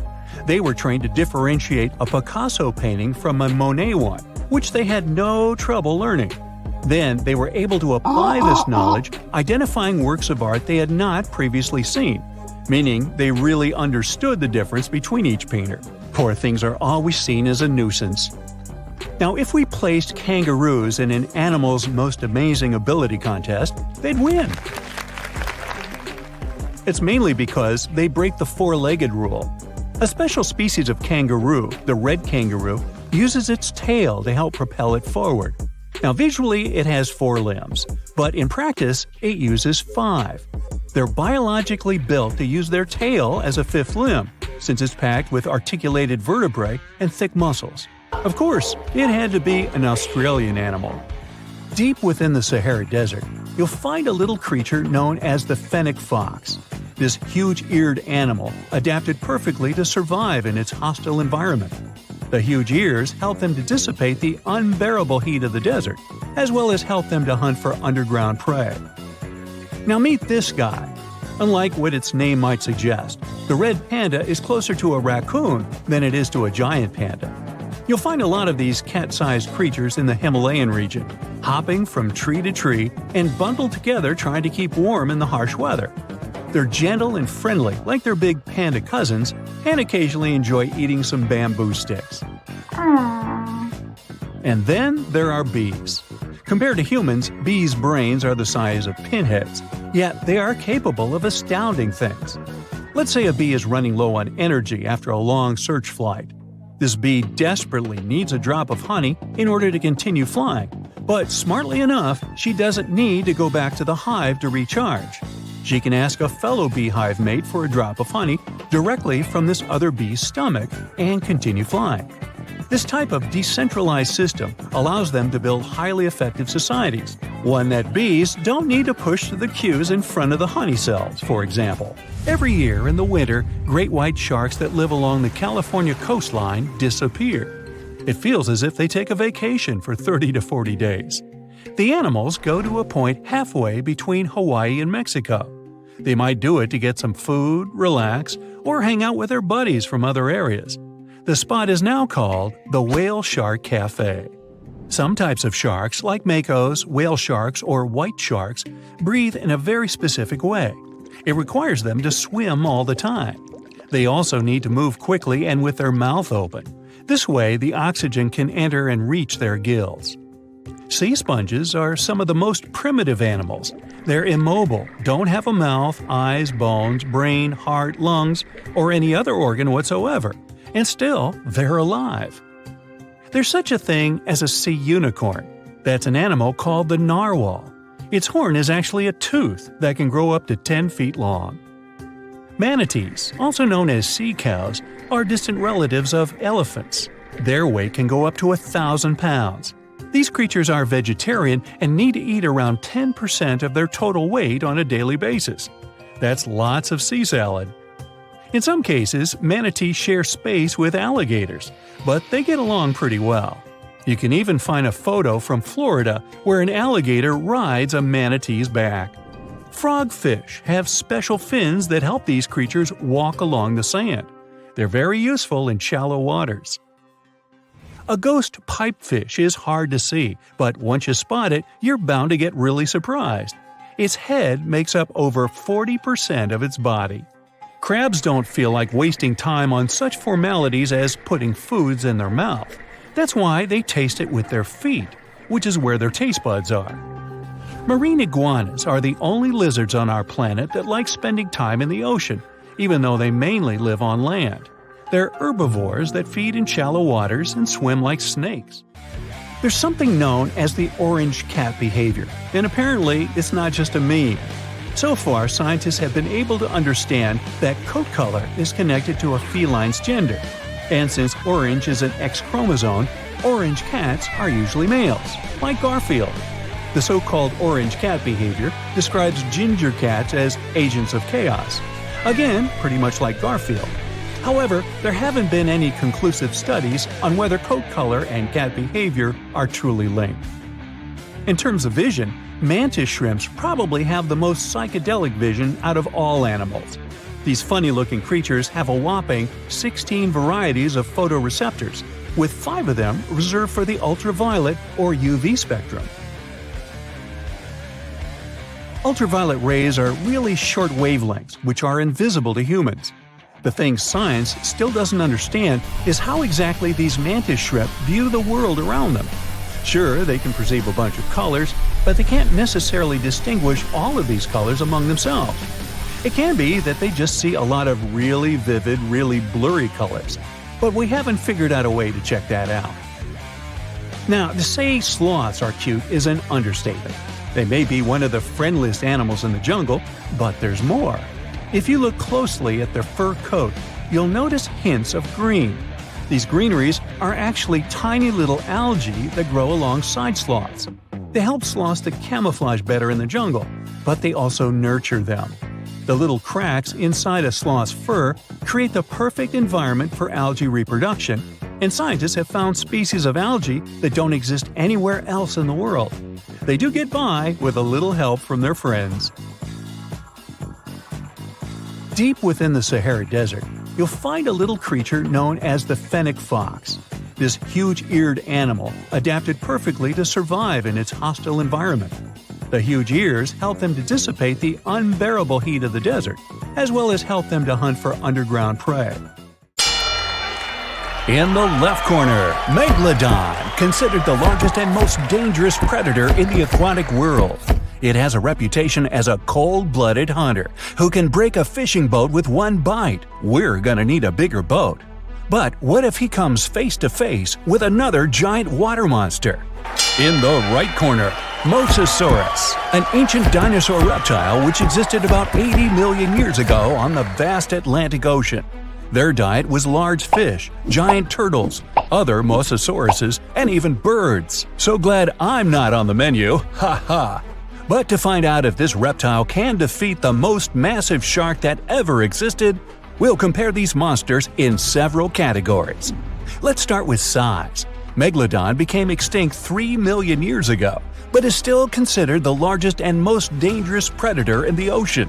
We can only guess at the real size of Megalodon. The only remains found of this giant shark are teeth and vertebrae. Kinda sounds like my grandma. She used to leave her teeth everywhere. But with the help of calculations and computer modeling, scientists have concluded that Megalodon's length could be about 50 feet. It's like a New York City subway car, except it won't try to eat you. Now let's have a look at the right corner. The size of the Mosasaurus also remains a subject of discussion, but it's believed that the average length of this monster was about 36 feet. That's the size of a school bus. But in 2016, scientists found the largest Mosasaurus ever. Its length was 59 feet. Compare this to the tallest person ever, 8 feet. Mosasaurus was 7 times larger. Hey, nice job on the quick math. The first win goes to the Mosasaurus, 1-0 in favor of the ancient reptile. The next category is weight. Let's start with the fighter in the left corner. The most enormous individuals of the Megalodon species had an incredible weight from 27 to 59 tons. This is more than the weight of an empty Boeing 737, without the snacks and beverages. Although the Mosasaurus is longer, its weight isn't that much because of its body shape. Adult species could reach 14 tons, which is half the weight of a Megalodon. For comparison, an adult blue whale can weigh up to 100 tons or even more. But whales are not the peak predators like Megalodon and Mosasaurus. In this category, Megalodon wins and gets its first point. It's now 1-1. Let's move on to the next category, speed and agility. Megalodon wasn't the fastest fish on Earth. He could reach a speed of about 11 miles per hour. For example, the quickest sea creature is the sailfish. It can swim 68 miles per hour. But this didn't prevent Megalodon from becoming the top predator in the aquatic world. The average person only swims at a speed of 2 miles per hour. But the Achilles heel of Megalodon is agility and maneuverability. In fact, Meg is a 50-ton truck, so he can't turn and change direction quickly. If he's going to attack, he has only one chance to hit, because if he has to go for a second lap, his prey will have the opportunity to scoot. The exact speed with which Mosasaurus could swim is unknown, but scientists think he borrowed his swimming style from the eel. He would push off with his tail and steer with small side fins. This provided him with incredible maneuverability. In theory, this could help him jump out of the water, just like a scene from Jurassic World. But to know the exact speed with which Mosasaurus could swim, we need to find more remains of this ancient reptile. Right now, The point in the speed and maneuverability category goes to Megalodon. 2-1 in favor of the biggest shark of all time. Our next category is fighting instruments. First, we'll look at Megalodon's arsenal, his giant teeth. They were extremely sharp because of their triangular shape, and they reach 7 inches long. Megalodon's teeth are considered to be the largest that ever existed, and it had 250 of them.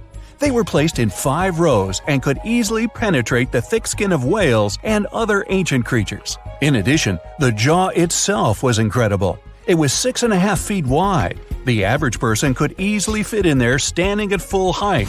Boy, wouldn't that fall into the stupid selfie category. The muscle strength combined with the giant maw gave Megalodon one of the strongest bites on our planet. The primary tool of the Mosasaurus is the jaw. Its jaw held 40 to 50 sharp and massive teeth. They were conical in shape to penetrate even the thickest skin, like a knife through butter. And the jaw itself was similar to a snake's. So Mosasaurus was able to swallow colossal prey without even chewing. In some of the discovered remains of Mosasaurus, perfectly preserved remains of fish were found, and they were 3 feet long. The Mosasaurus head was a little over 2 feet long, and although this jaw wouldn't be enough to swallow Megalodon as a whole, it could bite off a pretty big piece of him, or even just rip off its tail. For this ultimate combat tool, the Mosasaurus gets the point. The score is tied 2-2. The last category is combat skills. Although Megalodon has a giant mass and sharp teeth, he reached the top of the food chain for another reason: intelligence. Scientists found many remains of whales with scars from Megalodon's teeth. These findings have helped to understand the hunting tactics of this giant shark. It turned out that Meg could find weaknesses in other marine creatures and knew where their vital organs were located. Other remains had many fractures. Apparently, the victim had experienced Megalodon's 50-ton ram. It could easily have broken through concrete walls. The whales didn't stand a chance. With the help of strategy and tactics, Megalodon could have handled prey much bigger than himself. He could attack the whale's tail and fins until he was completely immobilized. And then, when the victim was defenseless, well, like they say, dinner is served. Unlike sharks that love to ambush, Mosasauruses were quite aggressive. Scientists found many remains of the Mosasauruses with traces of teeth marks from their own species. Whether they fought for food or territory is unknown, but we know for sure that their fights were brutal. The remains had many fractures, but they didn't ram their victims. No, they grabbed its head and actively bit and struggled, breaking its bones. Such a technique is used by modern crocodiles. Also, the Mosasauruses had excellent vision, which gave them a chance to see the victim from afar and attack unexpectedly. Before we move on to the fight, a bonus round: Audience Sympathy Prize. Megalodon has appeared in many different movies, TV series, and comics, and each of its appearances has inspired fear in the audience. He really has a reputation as an ideal predator, and I would bet my money on him. Mosasaurus, on the other hand, doesn't have many appearances in popular culture, but the scene where he eats a great white shark in one bite surprised spectators around the world. So this dinosaur has the potential to become a star. This, of course, doesn't affect the outcome of the fight. Oh, there's the gong. Now we'll find out who will win this fight. Opponents meet in the waters off the coast of North America. Mosasaurus noticed Megalodon from far away and attacked first. However, his teeth are not big enough, and he barely hurts the Meg. Now, the giant shark is attacking the reptile. Mosasaurus is very agile, and he easily dodges the slow blows of the Megalodon. They break apart. It's time to change tactics, and Megalodon decides to go for a trick. Mosasaurus is a reptile, though a huge one. This means it breathes air and swims underwater only by holding its breath. Meg begins to descend deeper, luring Mosasaurus into a trap. In deep water, the ancient reptile feels uncomfortable and begins to make mistakes. Megalodon attacks fins and tail, depriving the enemy of mobility. Once the Mosasaurus loses its tail, the battle ends. Oops. Megalodon has again proved that he is the king of the seas, and he deservedly stands at the top of the food chain. Most of the ocean is still shrouded in mystery, whether we're talking about dark corners or creatures that are hiding in the depths. But sometimes it gives us a peek into scary things it hides in its cold, dark depths. Like when you hear on the news that there are some deep-sea creatures washed ashore after a powerful storm once again. Some just look weird, while others are real monsters that live at depths of more than 3,300 feet. The coldest and deepest parts of the ocean have created one specific phenomenon called gigantism. So, sea spiders, squids, worms, and many other animals, mostly invertebrates, or creatures without backbones, they're all way bigger and scarier than the versions we see in the more shallow areas. In the Pacific depths, you can see a sea sponge as large as a minivan. Or what about the colossal squid that lives in subantarctic waters and is nearly 14 times longer than the arrow squid, a type that mostly lives in New Zealand? Researchers found many of these underwater monsters in the abyssal zone of the ocean. Back in 2021, the researchers showed images of the giant phantom jelly. It was at a depth of 3,200 feet. Its tentacles were 33 feet long. Wow, I wouldn't like to face that one on the beach. It probably eats only small fish and plankton, but it can swim to depths of more than 21,900 feet. And down there, this giant jelly doesn't have enough food. How does it survive then? Scientists haven't figured it out yet. And there are even more questions related to the giant squid, the biggest one ever found. This monster is 43 feet long, with a weight of nearly a ton. Imagine if those tentacles would grab your car, or something like that. They would smash it like it was a toy. There's no light in the abyssal zone. Sun rays just can't penetrate that deep. So there's no algae or underwater plants there. Local animals mostly eat snow. Marine snow is not like the regular one you build a snowman with. It consists of any small flakes or remains that fall from the surface of the ocean. Maybe even some leftovers that animals up there couldn't eat. So it's not much. But apparently, it's enough for very large creatures that hide deep down there, like giant squids. Squids that generally live at such depths don't bother going after their prey. They just wait until the poor animal swims right up to their long tentacles and falls into a trap. It may not be the best method ever, because not many animals will even swim into these dark, cold parts. But it's the method that saves energy. A giant squid eats only 1 ounce of fish daily, which is approximately 45 calories. That's nearly 50 times fewer calories than an average person should eat per day. So when a squid gets 1 fish, it saves it for a couple of days. I hope giant squids won't get the idea to go to the surface and look for food when there's not enough of it in the abyssal zone. And I hope even more that giant Greenland sharks won't get that same idea. You can find them at depths of up to 7,200 feet. They're twice as slow as we usually walk. They swim at a speed of 1.12 feet per second.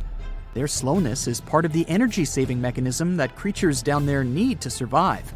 But they can speed up in the form of short bursts when they need to catch prey. But they kinda change their diet from predator to scavenger, considering their environment. There will be more leftovers falling from the surface than animals to go after. Greenland sharks grow just 0.4 inches per year, and they're mostly 20 feet long, which means they live for a very long time, sometimes up to 400 years. They also have a slow metabolism, and that's one of the main factors for their long life, too. Greenland sharks like to spend their time in cold waters. They're adapted to that, since their tissues have specific chemical compounds that prevent the forming of ice crystals all over their body. That means they have some sort of natural antifreeze. So what makes them so big? Scientists are still not sure, but some theories try to explain it. There's this thing called Kleiber's rule that says bigger animals tend to be more efficient. Just take a small fish and compare it to a whale with a mass hundreds of times bigger. The whale has a greater metabolism. it conserves energy more efficiently and loses less of it to the surroundings through heat. Moving on, bigger animals can ingest bigger prey. They're more likely to go through tough issues in their environment or defend themselves from predators going after them. Also, the body gets bigger when temperatures are lower. The Greenland shark is a perfect example. So are giant sea spiders. Sea spiders are generally common, and you find some very small ones at 0.04 inches. But in deeper parts of the Antarctic, they become 3-foot-long giants. They grow so big because the cold water has more oxygen. That way, more of it diffuses into the animal's body, and that allows it to grow bigger. Yeah, both as a creature and a nightmare. And how about this giant tube worm? Researchers found it accidentally while they were exploring the mysteries of the Pacific Ocean floor. They stumbled upon unusual hydrothermal vents. Volcanic heat is a thing that gets them going. As water seeps down through faults or cracks in the rock, these vents change their direction. When the water gets out of the vent, it's rich in different minerals and chemicals. Most animals wouldn't survive being around this toxic soup of chemicals, but not these tube worms. They came as a true surprise, because not only are they not bothered by these toxic vents and the almost boiling temperature of the water, but they developed entire ecosystems there. They're unique because they don't need sunlight to survive. Instead, small bacteria are their main source of energy. That bacteria gets their energy directly from these toxic chemicals. So it's not photosynthesis, but a process called chemosynthesis. And these tube worms don't have mouths. These bacteria live inside them. Strange story, huh? Plus, these scary worms reach up to 8 feet. Giant isopods are no better either.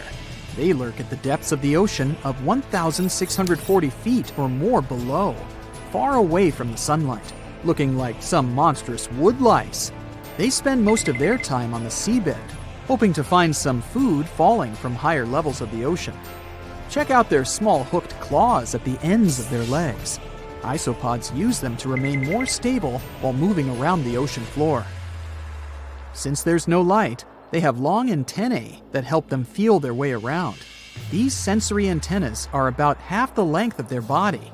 Giant isopods have pretty big eyes compared to their body size, too. They can grow over 12 inches from head to tail. And these fellas are really patient. Remember how we said animals down there rarely get food? Sometimes they need to wait for years to get a proper meal. That's why their metabolism is amazingly slow. 5 years later. They can go for 5 years without eating anything. Imagine that. I get hungry just talking about this. In 2006, a biologist did research to compare the differences between the shallows and the deep sea regions. He realized the deep sea mirrors the island rule. First, isolated parts of land develop biodiversity you won't find anywhere else. Second, small-bodied life there grows much bigger when it's isolated, compared to life on large land masses. Resources are limited, but also competition and predators. And we don't know much about these deep-sea creatures. It's too expensive and too complicated to carry out such research. So we'll just wait for more raging storms to show us at least part of the monstrous world cold ocean depths hide. Well, hey there. We dive back in time and into the oceans over 500 million years ago. Just, because we can. Whoa, watch out. It's not Megalodon or giant sea reptiles you need to look out for here. It's a bizarre, unearthly-looking creature called Anomalocaris. The name means unlike any other shrimp. And I think you'll agree, it looks like a nightmarish cross between a shrimp and a modern-day centipede.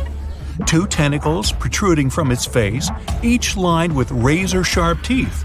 Oh yeah, and this thing was about the size of your leg.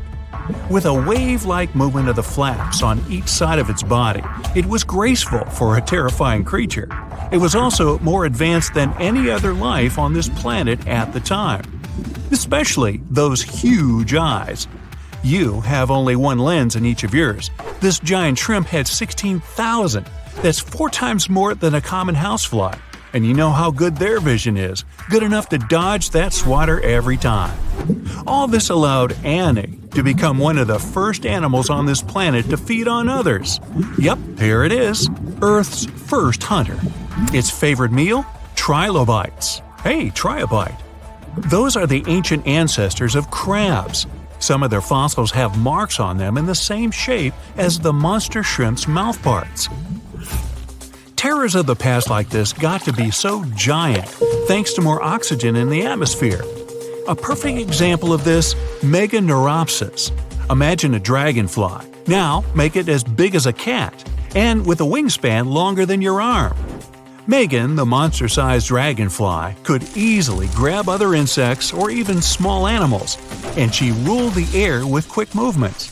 Back then, there were still no large birds or other airborne enemies for this behemoth bug, so it was safe and free to grow as large as this planet would allow. Piranhas of the past were also jumbo-sized. Mega piranha was about 3 times the size of the river terrors we have today.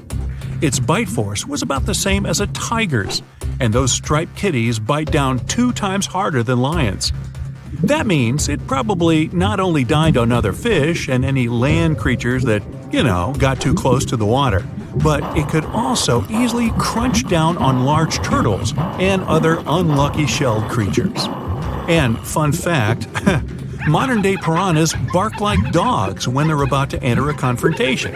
It actually sounds more like a frog's ribbit. But makes you wonder, what did this mega-sized ancient cousin sound like? A bear roaring? How about giant sea scorpions the size of your bed? Go back about 460 million years and you'd see them swimming under you. And watch out for that tail. Scientists still don't know if these creatures could use it to inject venom like your standard land scorpion, but something tells me I wouldn't want that thing anywhere near me. Then there's this guy, Therizinosaurus. Terry looks sort of like a goose with long arms. Oh, and did I mention this goose dino is about 2 stories tall and longer than a bus? Yow! Its arms make the T-Rexes look even more bite-sized, each 8 feet long, almost triple the length of T-Rexes. And on the end, razor-sharp claws the size of your whole arm. Now, don't worry about those lengthy claws too much, though. Terry probably used them to cut through giant termite nests. So, this huge reptilian goose was more interested in eating bugs and plants. Another mega monster for you, Megatherium. The giant ground sloth could look a giraffe straight in the eye and weighed as much as a hippo. It moved mainly on its hind legs and used its massive tail as support. He had huge paws with colossal knife-sized claws. The sloth could use them to defend itself from enemies and to bend tree branches in search of food. But the biggest danger to the giant ground sloth wasn't dinosaurs or saber-toothed tigers, it was our own species. Yep, humans showed up just in time to meet this fellow, and to, eat him up. Titanoboa was a terrifying 50-foot snake, as long as the great Megalodon itself. It was also more than 2 times heavier than the heavyweight champion among snakes today, the green anaconda. Crocodiles were a regular on this serpent's menu. Titanoboa could swim 3 times faster than the fastest Olympic swimmer our species has ever seen. It was quicker and more dangerous in the water than outside it. And don't forget the boa part of its name. This massive snake wasn't venomous. Instead, it liked to squeeze. Remember that giant shrimp from earlier? Well, Opabenia looks like its teeny-tiny finger-sized cousin. And instead of 2 toothy tentacles, this thing had a vacuum hose coming out of its face. On the end of that trunk, what looks like a single crab claw.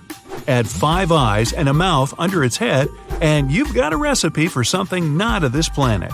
Only it is. This creature used its trunk like an elephant does. Its claw grabbed food from the bottom of the ocean and brought it up to its mouth.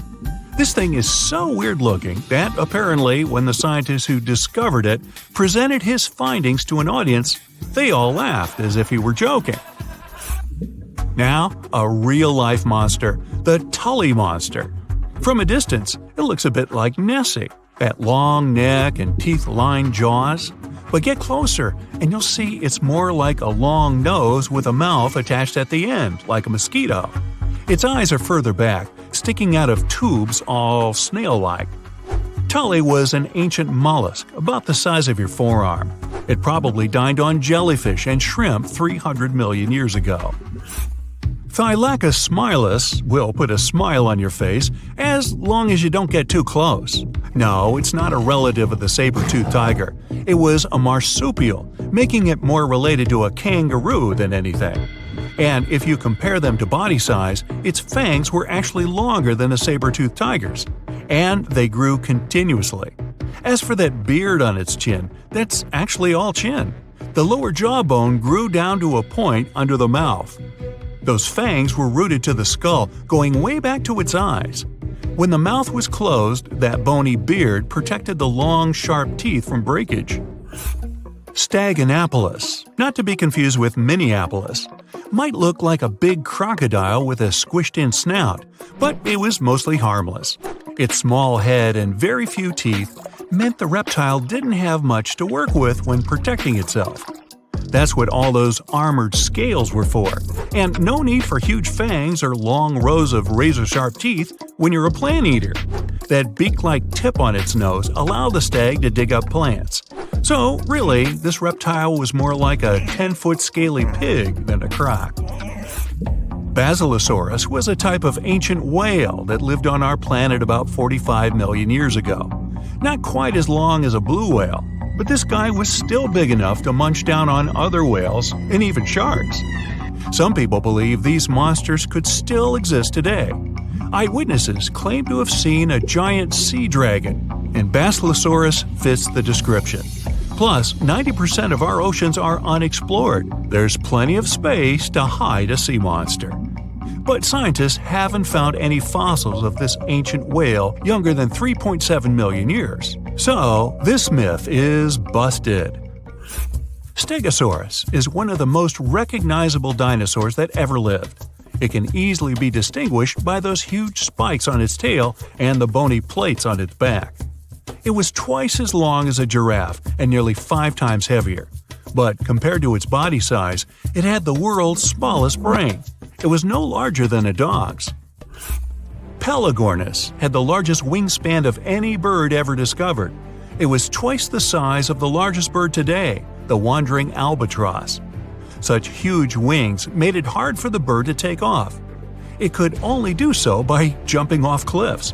And when it finally spread its wings, this giant could only go about 40 miles per hour. The fastest bird today can reach speeds 5 times that. There are plenty of fish in the sea. Some of them look totally like Nemo or Dory. Then there's the butterfly fish and fancy guppy, which is indeed really fancy. And then there's... What on earth is that? I would definitely not pay for a diving experience to see this guy. The anglerfish has the unofficial title of the ugliest animal in the world, but I wouldn't dare to break that news to it. There are more than 200 species of anglerfish currently swimming somewhere in the gloomy depths of the Atlantic and Antarctic Oceans, up to a mile below the surface. Some of them prefer different living conditions, the shallow tropical environments. Different kinds of anglerfish vary in shape and size, from the famous black sea devil to frogfish, monkfish, footballfish, goosefish, batfish, and sea toad.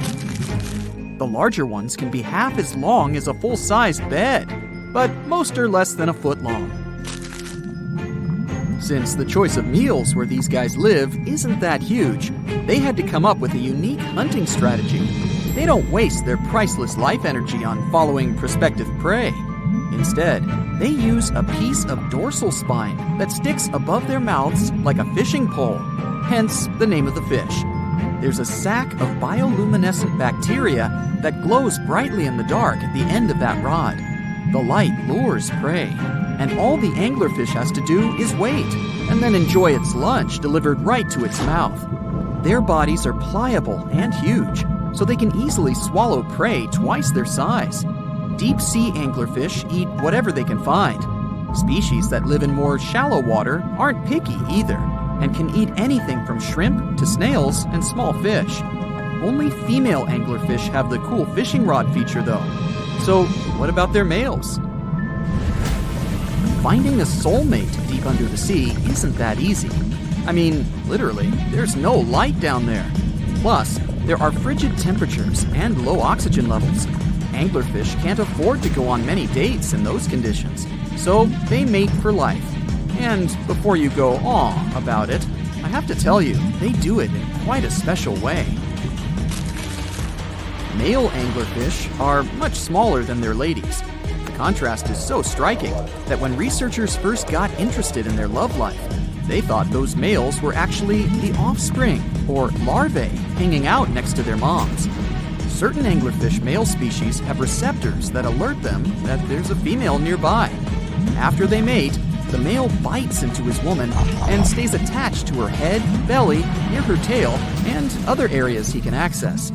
While they morph together forever, the female fish gets the male's cells, DNA, and reproductive organs, but loses her immune response cells. The male gets free permanent housing and nutrition. Given the current real estate prices, it sounds like a dream. But that accommodation is shared by up to 8 males, and they can't move out if they ever feel like it. You're unlikely to meet this deep-sea fish in real life, but if you meet an anglerfish in your favorite video game, remember that you can easily outswim it and make it kinder to you with tranquilizing arrows. Once you befriend it, the anglerfish can be your scout and help you discover new areas with its bioluminescent pods.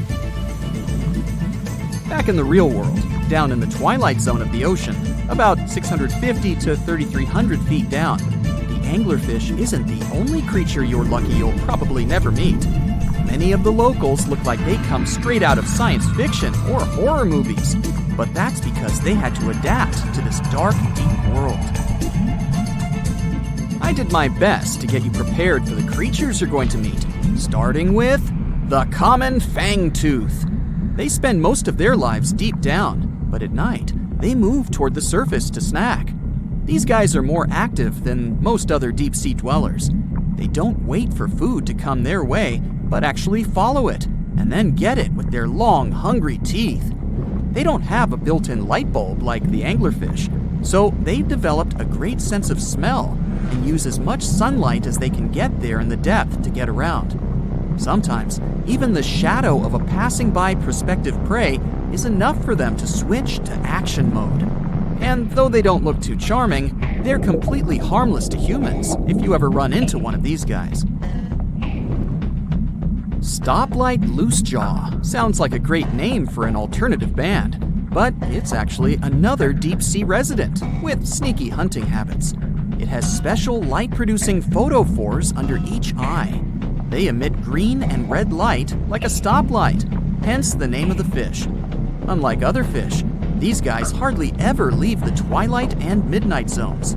Their lower jaw is a quarter of the total body length, and the stoplight keeps it open all the time, hoping to get some lunch. It looks like a ferocious predator, but mostly prefers zooplankton, with an occasional dessert of shrimp, krill, and fish. I'm sure you didn't expect to meet a hybrid of an eel and a bird, but here it is! The slender snipe eel has a beak, much like that of a bird, with curving tips. The beak is equipped with tiny hooked teeth that the eels use to catch the antennae of delicious shrimp. And it sure is slender, stretching up to 5 feet and weighing only a few ounces. Scientists don't know all of this guy's secrets, since it's pretty tricky to study in their natural habitat. But it looks like they only produce offspring once in a lifetime, and then pass away. Glass squids like to take it easy in life and literally go with the flow. They're filled with a solution which is lighter than water, so they don't have to make any effort to move around the deep sea looking for food and partners. These creatures are transparent, so they blend into any landscape and don't even cast a shadow while moving. Talk about a great survival tactic. If danger finds it anyway, it can transform into a lumpy ball, pushing its head and tentacles into its mantle cavity. it can also release ink into the mantle and go from transparent to black. The same ink can protect it against hungry whales and seabirds. Another tactic they use to scare off predators is to activate their light-emitting organs around their eyes. I'm getting hungry. Maybe I can snack on this sea cucumber. Ouch, it's moving! So I guess it doesn't belong in a salad after all. These soft-bodied fellows live in all parts of the ocean, from shallow waters to the deep underwater world. Most of them slowly move around with their tiny feet, but some crawl around by flexing their bodies. Sea cucumbers can shed their internal organs when there's a predator approaching. Those sticky organs distract the intruder, and the happy cucumber moves on and just grows the organs back. What's that glistening in the distance? Looks like someone dropped gems in the water. That's a sea sapphire, also known as the most beautiful animal you've never seen. Some males of this type of copepod can change color from deep blue to purple, red, or gold. 1 second later, it's gone. And it's back, shimmering bright. The secret to this magic is that their bodies are transparent and reflect light differently at certain angles. It looks like it's their way of communicating between each other and attracting mates. Female sea sapphires don't have the same superpower, but their eyes are bigger compared to males, probably to spot them from a distance. Males roam wild and free, and their ladies stay in the crystal palaces of strange barrel-shaped jellies called salps. 450 million years ago, no, I wasn't around then, the sea level was higher, coral reefs started to form, the climate on our planet was stable and warm, not even dinosaurs were around yet. The time when bony and jawed fish we know as sharks appeared. They've been dominating the oceans and making other marine creatures flee in fear ever since. Many of them, like great white sharks, have evolved and adjusted to life in the open ocean as hunters with a pretty high position in the food chain. They're less diverse today than before. One of the reasons is the asteroid strike from the age of dinosaurs. After it reduced the number of shark species, only smaller and deep-water kinds that ate primarily fish survived. They started getting bigger over time. Near the surface, sharks such as makos or great white ones develop faster movements and are somewhat between gray and blue to blend in with their surroundings. The epaulet shark can even walk on the land. It can't take a walk on the beach because it can't breathe outside of the water, but it lives on coral flats in shallow tropical waters, so it can walk in kind of a crawling motion. But deep down below, there are mysterious, alien-looking, often huge shark species that didn't come to the surface, which is why they didn't need to adjust to the new environment and different conditions. They haven't changed a lot through time, so they're some living fossils. These creatures mostly don't have 5 gill slits, the most common number, but 6 or 7. It's because there's less oxygen the deeper you go in the ocean, so they need more gill slits. Sharks on the surface evolved to have fewer gill slits. 6-gill sharks are the most primitive sharks we have today. Their skeletons are like those of ancient extinct sharks, and they can survive only in very deep waters. Like cats, sharks have a layer of reflective cells placed inside their eyes, which helps them see better in the dark, deep sea or cloudy waters. Sharks on the surface have big eyes because they evolved to hunt in the sunlight, so they tend to rely on their vision. Those that live in shallow waters have small eyes, so they can protect themselves from the sand. Like some other deep-sea creatures, 6-gill sharks also have bigger eyes to take in as much light as possible. They have more light-sensing rods, but don't distinguish colors that well. In the ocean's twilight zone, with the minimum of sunlight, there's a couple of bioluminescent shark species. They don't take in light within their eyes, but produce or re-emit it with their bodies. Their skin or organs have specialized cells that produce a soft blue-green light. Deep-sea creatures that produce their own light do that to attract their prey, deter animals from going after them, or, scientists think, communicate with each other. It can even help them to camouflage. They do it by hiding their silhouettes from animals going after them. They produce enough light to match their surroundings. The biggest luminous underwater creature is the kitefin shark, found swimming 980 feet below sea level, preying on groundfish or smaller sharks. It can grow almost 6 feet long and lives 3,200 feet below sea level. Deep-sea sharks are also bigger than those on the surface. The Greenland shark can grow up to 24 feet long, bigger than a great white. There's a thing called deep-sea gigantism. Creatures in nutrient-poor depths of the ocean grow bigger because, that way, they lose less energy as heat. The Greenland shark lives its life in slow motion. It has a slow metabolism and can go very long periods without food. With their slow pace, they evolved to live up to 500 years at depths of 7,200 feet. Sharks in shallow waters catch their prey relying on agility and speed, but for them it's easier because there's plenty of food on the surface. Deep-sea sharks, with less food and slower life rhythm, had to develop a different style.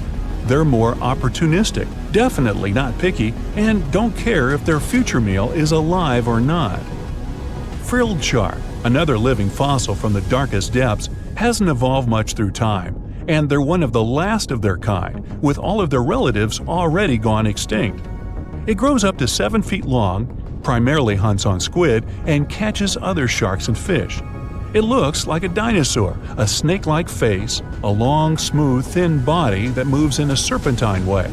It can propel itself with the power of its tail and curl like snakes. They don't swim in a straight line like other sharks. Cookie cutter shark grows up to 20 inches. It got the name because of the way it feeds, biting off small pieces. It's a parasite creature, which means it feeds off bigger animals but leaves them alive. They have sharp teeth and sometimes even swallow those that fall off on purpose. Some researchers think it could be because they live in the depths that are nutrient poor. If they swallow the teeth, they could recycle calcium and other material from it. Prickly shark is a rare and unusual creature with many thorn-like denticles and 2 small dorsal fins. It lives mostly in the depths of the Pacific region up to 1,900 feet. Ghost sharks are not even real sharks, but fish closely related to them and rays.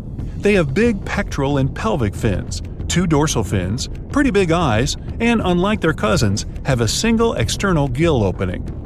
Ghost sharks have slender tails and can grow up to 80 inches, silver to blackish color.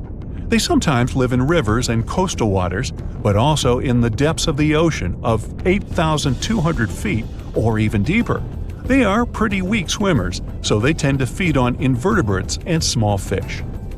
Goblin sharks. Swimming through the deep sea, this creepy shark with a flabby body suddenly sees a small, innocent squid.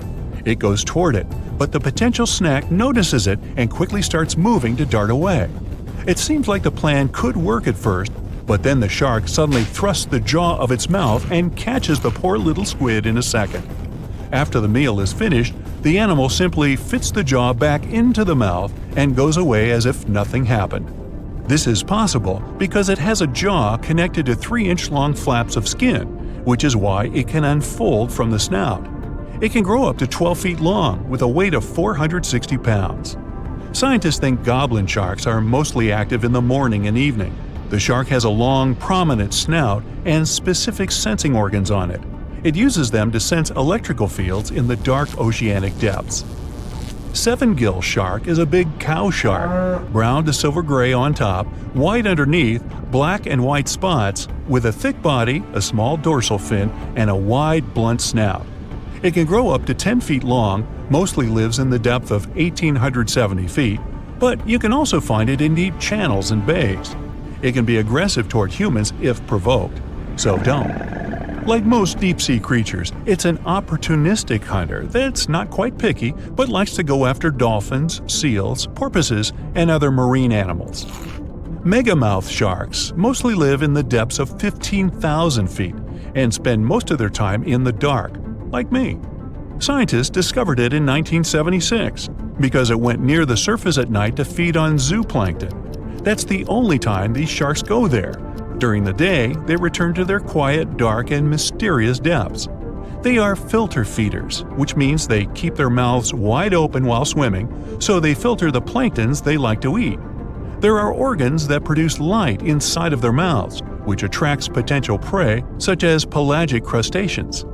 These sharks live in the deep parts of the ocean, but you can rarely find them below almost 2 miles. Scientists think some other stronger bony fishes outcompeted them. Deep parts of oceans became oxygenated around 70 million years ago, and sharks have been around way longer. But bony fishes adjusted and adapted efficient ways to use oxygen, while sharks were slow with adaptations, so they lost. Also, oceanic depths are way colder, which is challenging for fish and the rest of cold-blooded animals because the speed of their metabolism widely depends upon the external temperature. The sky suddenly turns orange. All you can see as you look up are millions of butterflies. You just got lucky to witness the spectacular natural show, the annual migration of monarch butterflies. Every fall, as the days get shorter and the temperatures go down in the northeastern US and Canada, these beautiful creatures leave their summer breeding grounds. They travel up to 3,000 miles to Mexico and never come back. Their perfect overwintering ground is high in the mountains. Millions of monarch butterflies are safe there in the canopy of OML fir trees. Once the winter is over, it's time for them to go back up north. They make a stopover around Texas to mate and lay eggs on milkweed plants. A few days later, these eggs turn into caterpillars that feed on the plant until they transform into grown-up butterflies. Now, it's their turn to continue the journey up north until they find a new breeding ground. This way, generations keep changing en route, and it may take up to 5 of them to get to the final destination back in Canada. It's a natural mystery how the butterflies traveling south live up to 8 months traveling with the air currents. The same species going back completes its life cycle in 5 to 7 weeks. Scientists still don't know why the monarchs migrate and how they find their way. It could be connected with the blooming of milkweed plants, their primary food source. They probably find their way around based on the position of the sun.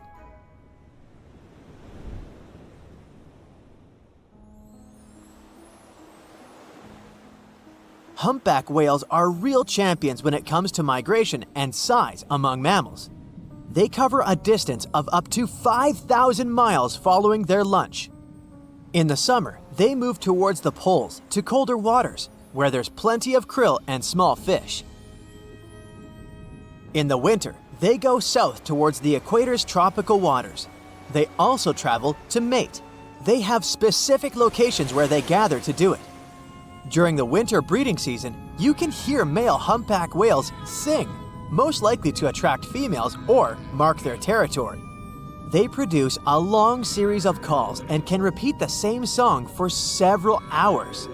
When the song changes, all singers that are currently migrating pick up the new tune. It's amazing how they do it when the distance between groups can be over 3,000 miles.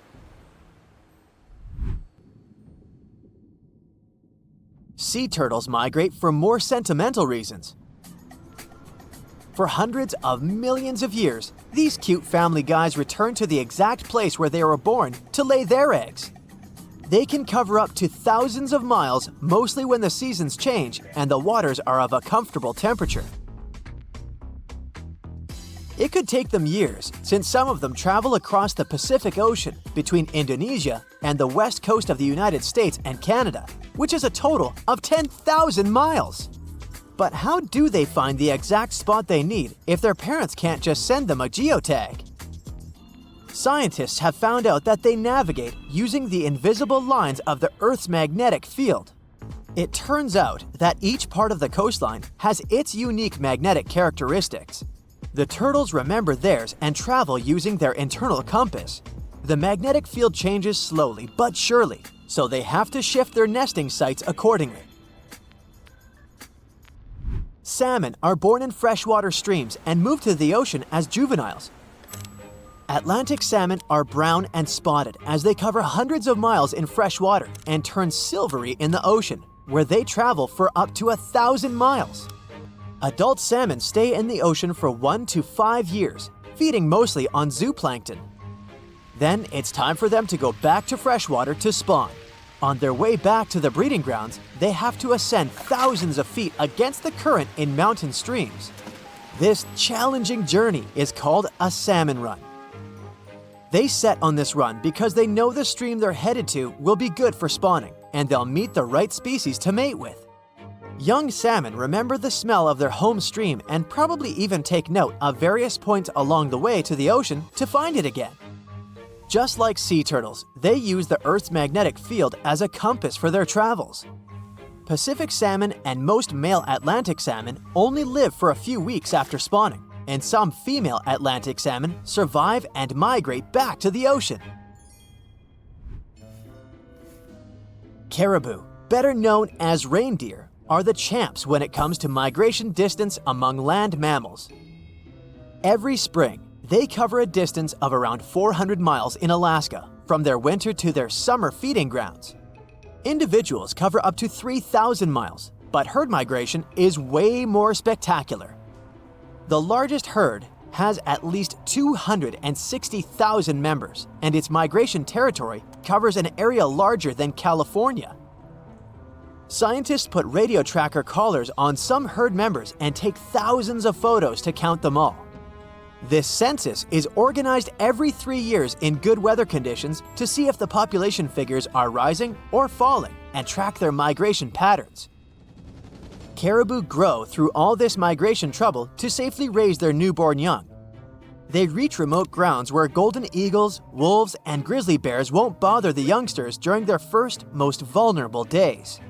Another good excuse to hit the road up north for them is to save themselves from mosquitoes, which would be a huge problem in warmer months. Plus, they get fresh seasonal foods from the areas they stay in. Their migration helps fertilize the grounds they pass by, which means the tundra should thank them for regenerating and protecting its grasslands. Wildebeest, also known as gnus, are relatives of antelopes and gazelles. They spend most of their lives in the Serengeti plains of southeastern Africa, grazing on the grassy savannas. Every year at the end of the rainy season, normally in May or June, millions of wildebeest head northwest in search of greener pastures and then back again. This migration is so spectacular that it's considered one of the 7 wonders of the natural world. Sadly, not all wildebeest make it to their final destination, as they have to cross rivers full of giant crocodiles and pass by hungry lions and other predators.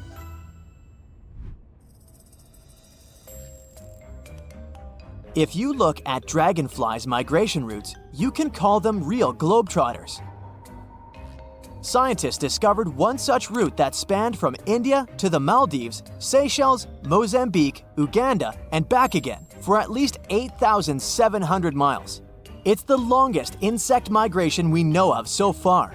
It looks like they set on this epic journey when the temperature reaches a certain mark and the days start to grow longer. They seem to be following the rains as they start during the monsoon season in India and arrive for the rainy season in eastern and southern Africa. One fragile insect cannot complete the whole trip, so it turns into a sort of relay race that includes 4 generations of dragonflies.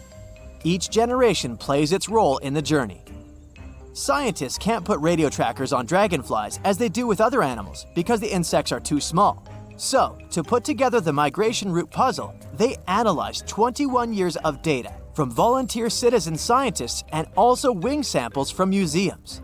Each of the samples had a chemical code that could roughly tell where the insect was from. This data helped the scientists understand how far this or that insect traveled as an adult. Elephants are known to have traveled across Africa for centuries.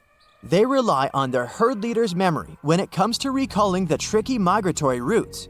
This big elephant boss leads everyone else to sources of ripe food and water when the seasons change. They also migrate to avoid danger, which is mostly represented by humans.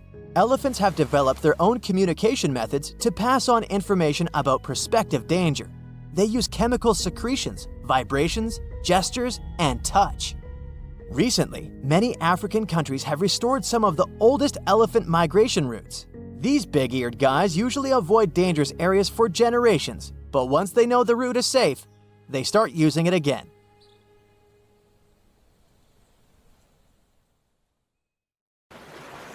That's right, come on aboard.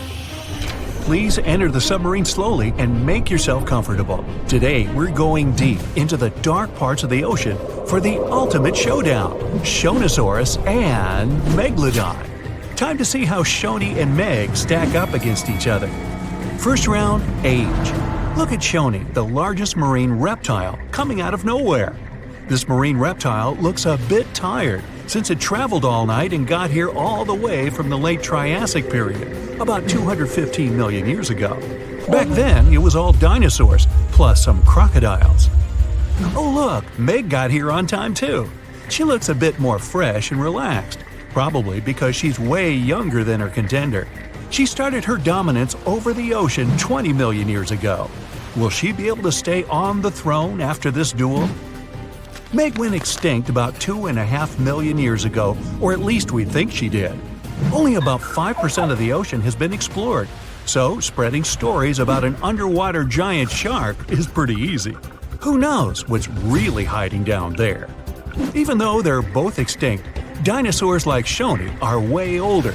Meg's a baby compared to her. Sorry, Meg, 1 point goes to your older challenger. I bet Shoni's got some awesome stories to tell. Next round, length. Ah, good old Meg. She's the largest shark that ever lived on our planet, around 60 feet long. There aren't any full fossils of her to get a really accurate measurement. Scientists that study modern sharks can guess her length by her epic tooth size. Shoni was a little bit shorter, around 50 feet. She kinda looks like a bigger, bonier version of a dolphin. Dolphins can grow up to 13 feet long. Even the biggest dolphin, the orca, looks tiny. It's only 30 feet long. 1 point goes to Meg for being huge. And we're tied up at 1 apiece. Round 3, teeth. Meg was one of the greatest threats in the ocean with teeth similar to those of a modern white shark. Scary, symmetrical, triangular, insanely sharp, and up to 7 inches long. Meg had around 276 teeth in 5 rows. That sounds super scary, but some modern sharks have over 300 teeth. But they're not all ready for action. Some are fully grown, some are still growing up. Sharks' teeth are not that strong, so they fall out a lot, which is not that big a deal like it is for humans.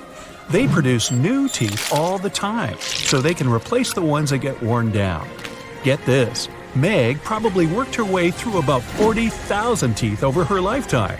Shoni, unfortunately, won't be able to defend herself with teeth in this duel, because she doesn't have any. Researchers believe that younger Shonis had teeth because they needed some help getting food and fending off rivals. When they got bigger and older, they didn't need them anymore. Sorry, Shoni, this round isn't even close. Meg takes the lead 2-1. Next round, who can eat more? Scientists believe Meg ate around 2,500 pounds of food every day. Her teeth tell us she didn't exactly love the salad bar.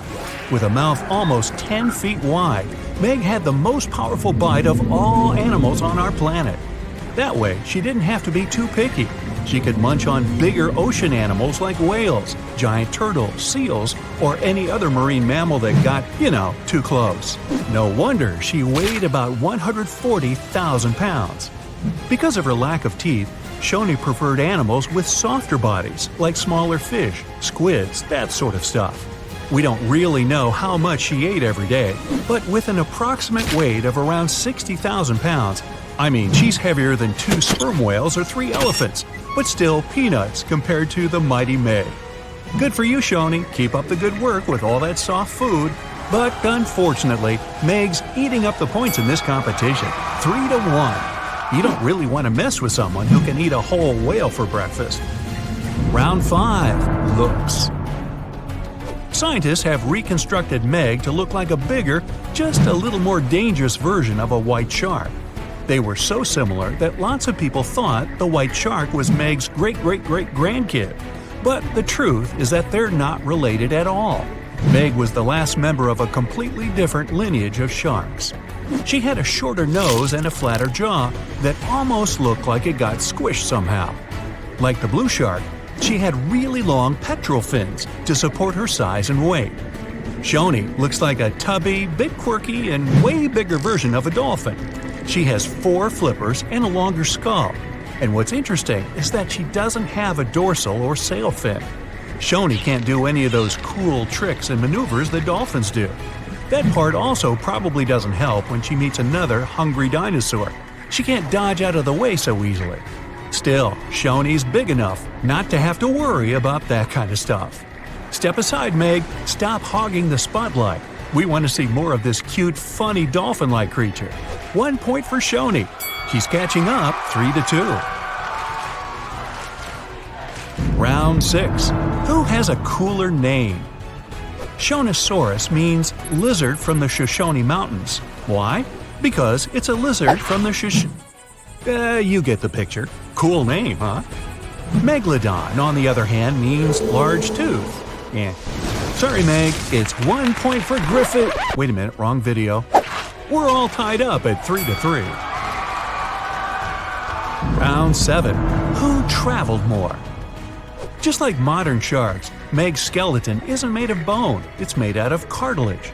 That's the stuff your ear and nose are made out of. So, no matter how much you look for them, you're never going to find any of Meg's bones. Her only fossils are actually teeth, since they're made of dentin. In her 18 million years of existence, Meg traveled a lot. Her teeth have been found all over the globe. She even went on vacation to tropical and subtropical waters. But the one place she never went was to Antarctica. Shoni was a wanderer too. Her fossils were first found near Las Vegas. No, it's not what you think. She really wasn't all about the parties and shows. Vegas was all underwater back then. She too took long trips along the coast, visited different countries, enjoyed fancy seafood buffets all over the world. Pretty good life overall. Let's give Meg this one for making it to almost every continent. She leads 4-3. Round 8. Who was more popular? Seeing Shoni swim by could easily scare away other sea creatures. She's pretty big after all. But pretty soon, they'd see that this reptile wasn't that dangerous. Okay, squid, small fish, they weren't big fans. But medium-sized water creatures soon figured out they were too big for her, so they could be friends. Except for, the Kraken, a colossal squid and legendary sea monster with extremely powerful tentacles. The story goes that the Kraken had something to do with the disappearance of some members of Shoni's family. So let's just say they're not exactly BFFs. Meg, introvert, loner. She comes to the party and stays in the corner, not talking to anyone. And there weren't exactly a lot of animals lining up to ask her to dance. It'd probably be their last. When you're that high up in the food chain, you're never going to be too popular. Shoni makes a comeback with the popularity round, and it's all tied up at 4. Well, that means both of our contestants are going to share the... Wait, Meg looks furious. You can see her gritting her teeth, getting ready to finish this contest once and for all. Shoni smiles peacefully. She's not used to big animals going after her, so she doesn't think Meg would actually do anything crazy, as long as the submarine doesn't get too close. Okay, wait, Shoni's swimming towards Meg. They're gonna go at it. No, Shoni's telling Meg she can have the prize. Wow, crisis averted. Meg does not like to lose. Shoni, you certainly deserve the Pacifist of the Pacific trophy. Uh-oh, Meg doesn't look too happy about that. Better strap in, guys. Here we go. So you're swimming 2 miles down at the bottom of the ocean. Don't ask me how, just play along. It's cold and the pressure is intense. No fish in sight. Then you notice a green shiny thing. It's a cookie cutter shark. Its neck glows in the dark to attract fish and other delicious treats. The shark doesn't look like much. It's small, about the size of a cat. It has brown skin and large green eyes.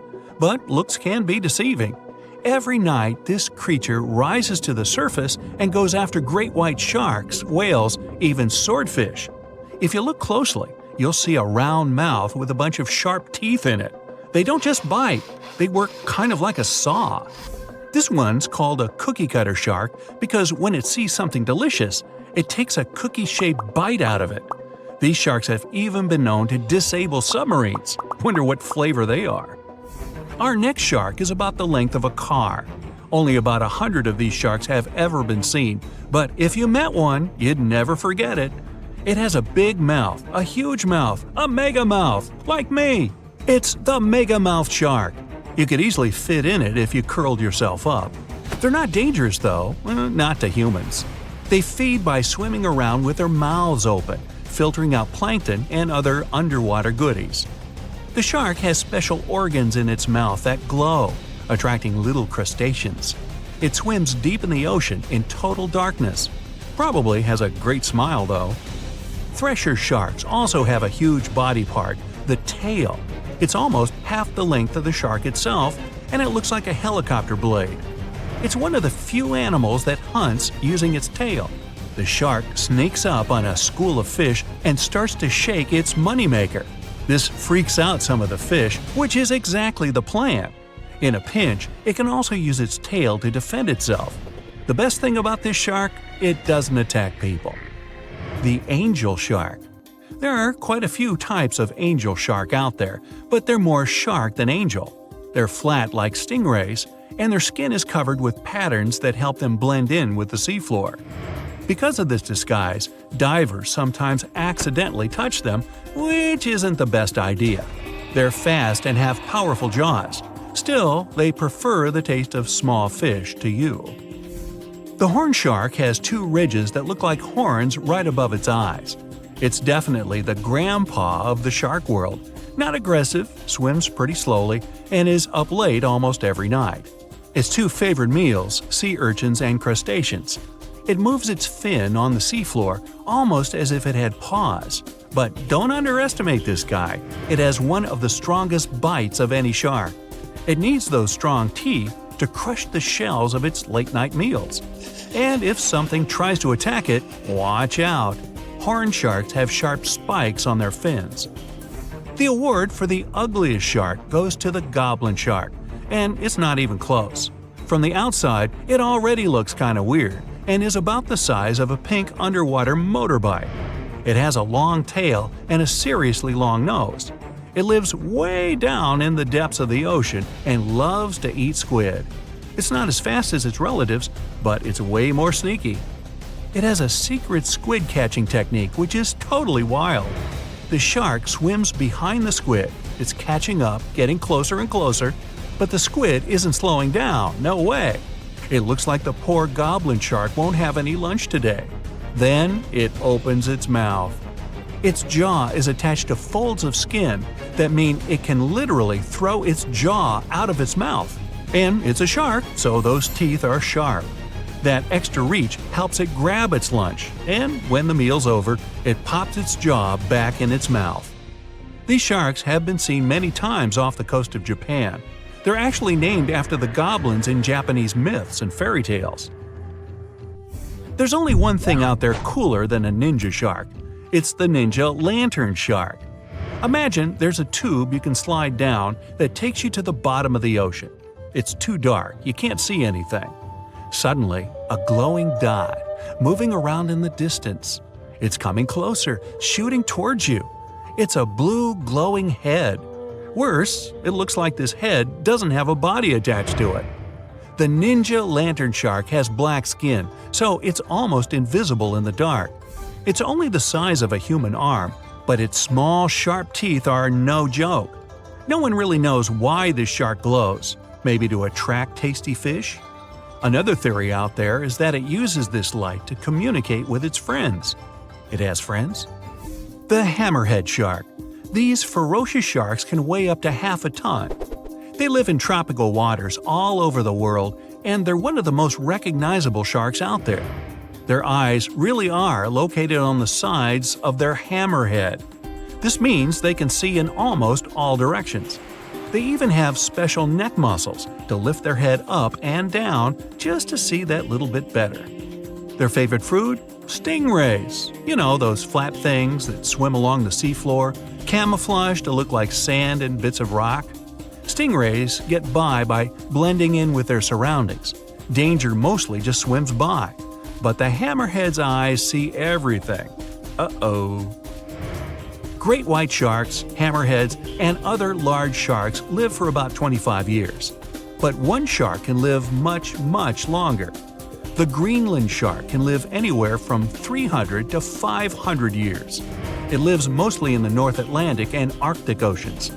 It loves to swim deep down where it's dark, so it uses its nose to sniff out food. Since it spends so much time down there, it's figured out how to withstand the strong pressure. It's one of the oldest living, largest, and slowest fish on Earth. Just imagine, you're on an Arctic cruise and you see one of these sharks moving slowly through the freezing cold water. It might be 400 years older than you. Most sharks are omnivorous. They can go after dolphins, other sharks, crabs, sea urchins, smaller or even larger fish, hot dogs. Kidding about the hot dogs. But the bonnethead shark is a bit different. It eats algae for about half its meals.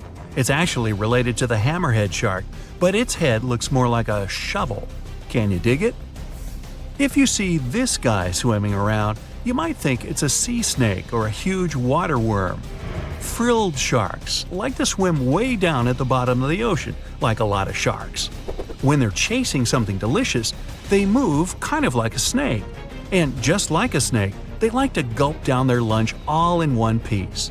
But that doesn't mean they don't have teeth. They have about 200 nice and sharp ones. The saw shark has a long, flat, and seriously spiky nose. Those teeth on its nose never stop growing. Each tooth is equipped with electric receptors to help the saw shark feel around for nearby fish, like a ship's radar. When dinner's nearby, the shark swims up and strikes with its nose, waving it around like a knight showing off his skills. Meanwhile, you won't have time to blink if this guy floats past. Did you see it? How about now? Meet the fastest shark in the world, the short-fin mako shark. It can swim up to 35 miles per hour. That doesn't seem that quick on land, but underwater, that's fast. Slower than a cheetah, but faster than most dogs. It's warm-blooded, which is super rare for a shark. That helps it swim to cold and distant places where an ordinary shark simply wouldn't survive. The swordfish goes much faster. It can swim up to 60 miles per hour. It's not a shark, but it's still an amazing creature. In a race, the swordfish will usually come out on top. But it's not just fast, it's ingeniously fast. It has a gland next to its nose that pumps out a special oil. This oil spreads through its nose and comes out through tiny holes. This special oil is waterproof, which lets the swordfish glide through the water at high speed. There's a creature somewhere deep in the ocean looking for prey that would make Dracula himself proud. It's been around since before even the dinosaurs walked the earth. It has no bones or jaw, but it doesn't stop this underwater vampire from hunting. The name of this eel-like parasite is the Pacific lamprey. The English monarch loved this fish so much that he defied doctors' orders to stop eating lamprey flesh. He got sick every time he'd have the original gooey fish. But the lack of bones and the fact that this lamprey tastes like slow-cooked beefsteak made the royal fall in love with the fish once and for all. The product of this love was a chill in his aged body, some heavy sweating, and some other scary symptoms, which eventually took his life and interrupted his 35-year reign. The lamprey is way better at surviving, as it lived through at least 4 mass extinctions. Its ancient ancestors evolved over 450 million years ago. There are around 40 living species of lampreys still thriving across the world. The Pacific lamprey is just one of them. These creatures have cartilage instead of bones, and a third eye, which is a special light-sensing organ on the top of their heads. Instead of a regular jaw, they have a sucker mouth surrounded by teeth. It's perfect for latching onto prey and sipping up body fluids like underwater vampires. Once they pick a victim, they suction it, making a seal that's almost impossible to break. Scientists believe the Pacific lampreys don't munch on flesh. Female lampreys lay up to 200,000 eggs in nests that stay in fresh water for 3 to 4 weeks. Once the larvae hatch, they burrow into sediment and stay under the sand for up to a decade. When they hit their teenage years, these miniature Draculas re-emerge and migrate from freshwater all the way to the Pacific Ocean. This journey isn't the easiest, and it takes some changes to its appearance and physiology to adapt to a huge change in salinity. After several years, they go back to freshwater to reproduce. Pacific lampreys can use chemical clues released by their larval migrating pals to find their way. They can travel hundreds of miles inland to find the perfect spot for spawning and rearing. It's not always the same place they spawned in. Many species of birds, mammals, and other fish can appreciate the fatty flesh of lamprey. This makes them some of the most valuable players in freshwater and marine ecosystems. Another lamprey type, the sea lamprey, is native to the Atlantic Ocean. It's not that dangerous when it's at home. But once it gets to the Great Lakes, it becomes a real threat to the 4 local native species of lamprey. The sea lamprey is up to 4 times bigger than the lake species. It has unlimited food and spawning grounds, and no natural predators here, so it becomes cocky. It secretes an enzyme that doesn't let the blood clot. Once it attaches to some unsuspecting fish, it spends the next several months feeding off of it. And even if the fish shakes the lamprey off, it doesn't have long to live because the mark the predator leaves behind. Sea lampreys aren't interested in humans, but can accidentally latch onto a swimmer. It won't be fatal, but it's not the most pleasant sensation, and you need to get the spot of the impact disinfected. The Australian box jellyfish looks harmless, but it's considered the most venomous marine animal. Unlike other kinds of jellyfish that float with the current rather than swim, this creature can reach an impressive speed and choose its own direction. It has tentacles covered with tiny darts loaded with poison. People and animals that get unlucky enough to meet with those tentacles face some scary and sometimes even fatal consequences in a matter of minutes. Before you decide to never revisit the ocean, you should know that only a few out of around 50 existing species of box jellyfish have venom that is lethal to humans. There are some not-so-dangerous species living in warm coastal waters worldwide. And the most dangerous ones are in the Indo-Pacific region and northern Australia. A blue-ringed octopus spots a signature psychedelic color and the ability to take away your life. This cute-looking sea monster likes to spend its time in the soft, sandy bottom or shallow tide pools and coral reefs. It normally hides in underwater crevices, among shells or debris. If you disturb it, the octopus will activate its tiny color-changing organs and demonstrate its blue rings as a warning signal. The next step will be releasing a venom 1,000 times more powerful than cyanide. This venom is more toxic than that of land mammals. The octopus normally uses it to hunt crabs, shrimp, and small fish by pecking them with its beak and paralyzing them. There is no known antidote for the venom, so if you ever see this sea creature, the best you can do is to stay away from it.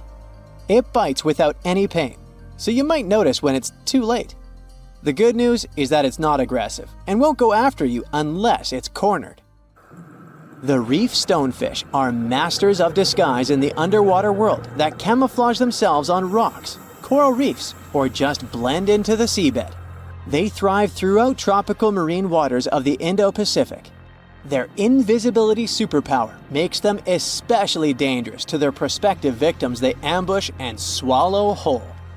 If someone happens to disturb them, their 13 defensive dorsal spines stand on end and deliver a powerful venom punch. They say stonefish stings are extra painful and lead to scary consequences within minutes. They're called the most venomous fish in the world. If you don't do anything about it, the impact can be lethal. If you ever go diving in the Pacific Ocean, be careful not to pick up a cone snail from the seafloor. It has a beautiful shell made of brown, black, or white patterns. Like most other snails, it's slow, but it has a complicated system of seeking out prey. It likes to snack on fish, marine worms, or even other snails. Once a cone snail senses food is near, it activates a sharp proboscis, or a needle-like protrusion from its mouth. The attack is swift and super potent. The victim doesn't even have time to realize what happened to them. Once it's completely incapable of moving, the cone snail swallows it whole. Humans aren't on its menu, but it can still release the venom if someone steps on it or disturbs it. The proboscis can even penetrate gloves. Luckily, only several out of over 700 species of cone snails can take a human's life. But since there's no antivenom, you better not risk it. All 52 known species of sea snakes living mostly in the warm tropical waters of the Indian and Pacific Oceans are venomous. The beaked sea snake even has the title of one of the world's most venomous serpents, but it's one of the few kinds that can pose a real threat to humans. Sea snakes prefer a peaceful coexistence and would rather slither away than engage in any confrontations. If you ever see them in the water, staying calm and moving slowly will save your life. Sea snake bites, although almost painless at the moment, can have varying degrees of impact. Some may only cause mild symptoms, while others can lead to severe outcomes. Most bite reports come from accidental encounters, like someone freeing them from nets or unsuspecting beachgoers stepping on them. Blue dragons rarely grow larger than the size of a grape. They like to swim belly up, so their brightest blues blend in with the ocean waters. And the silver front faces down and camouflages with the darker seabed. Blue dragons feed on another dangerous sea creature and store up their stinging cells. Their venom lives on even after the fish itself is no longer alive. That's why you should be extra careful and never pick up or step on them on the beach. That's it for today. So hey, if you pacified your curiosity, then give the video a like and share it with your friends. Or if you want more, just click on these videos and stay on the bright side.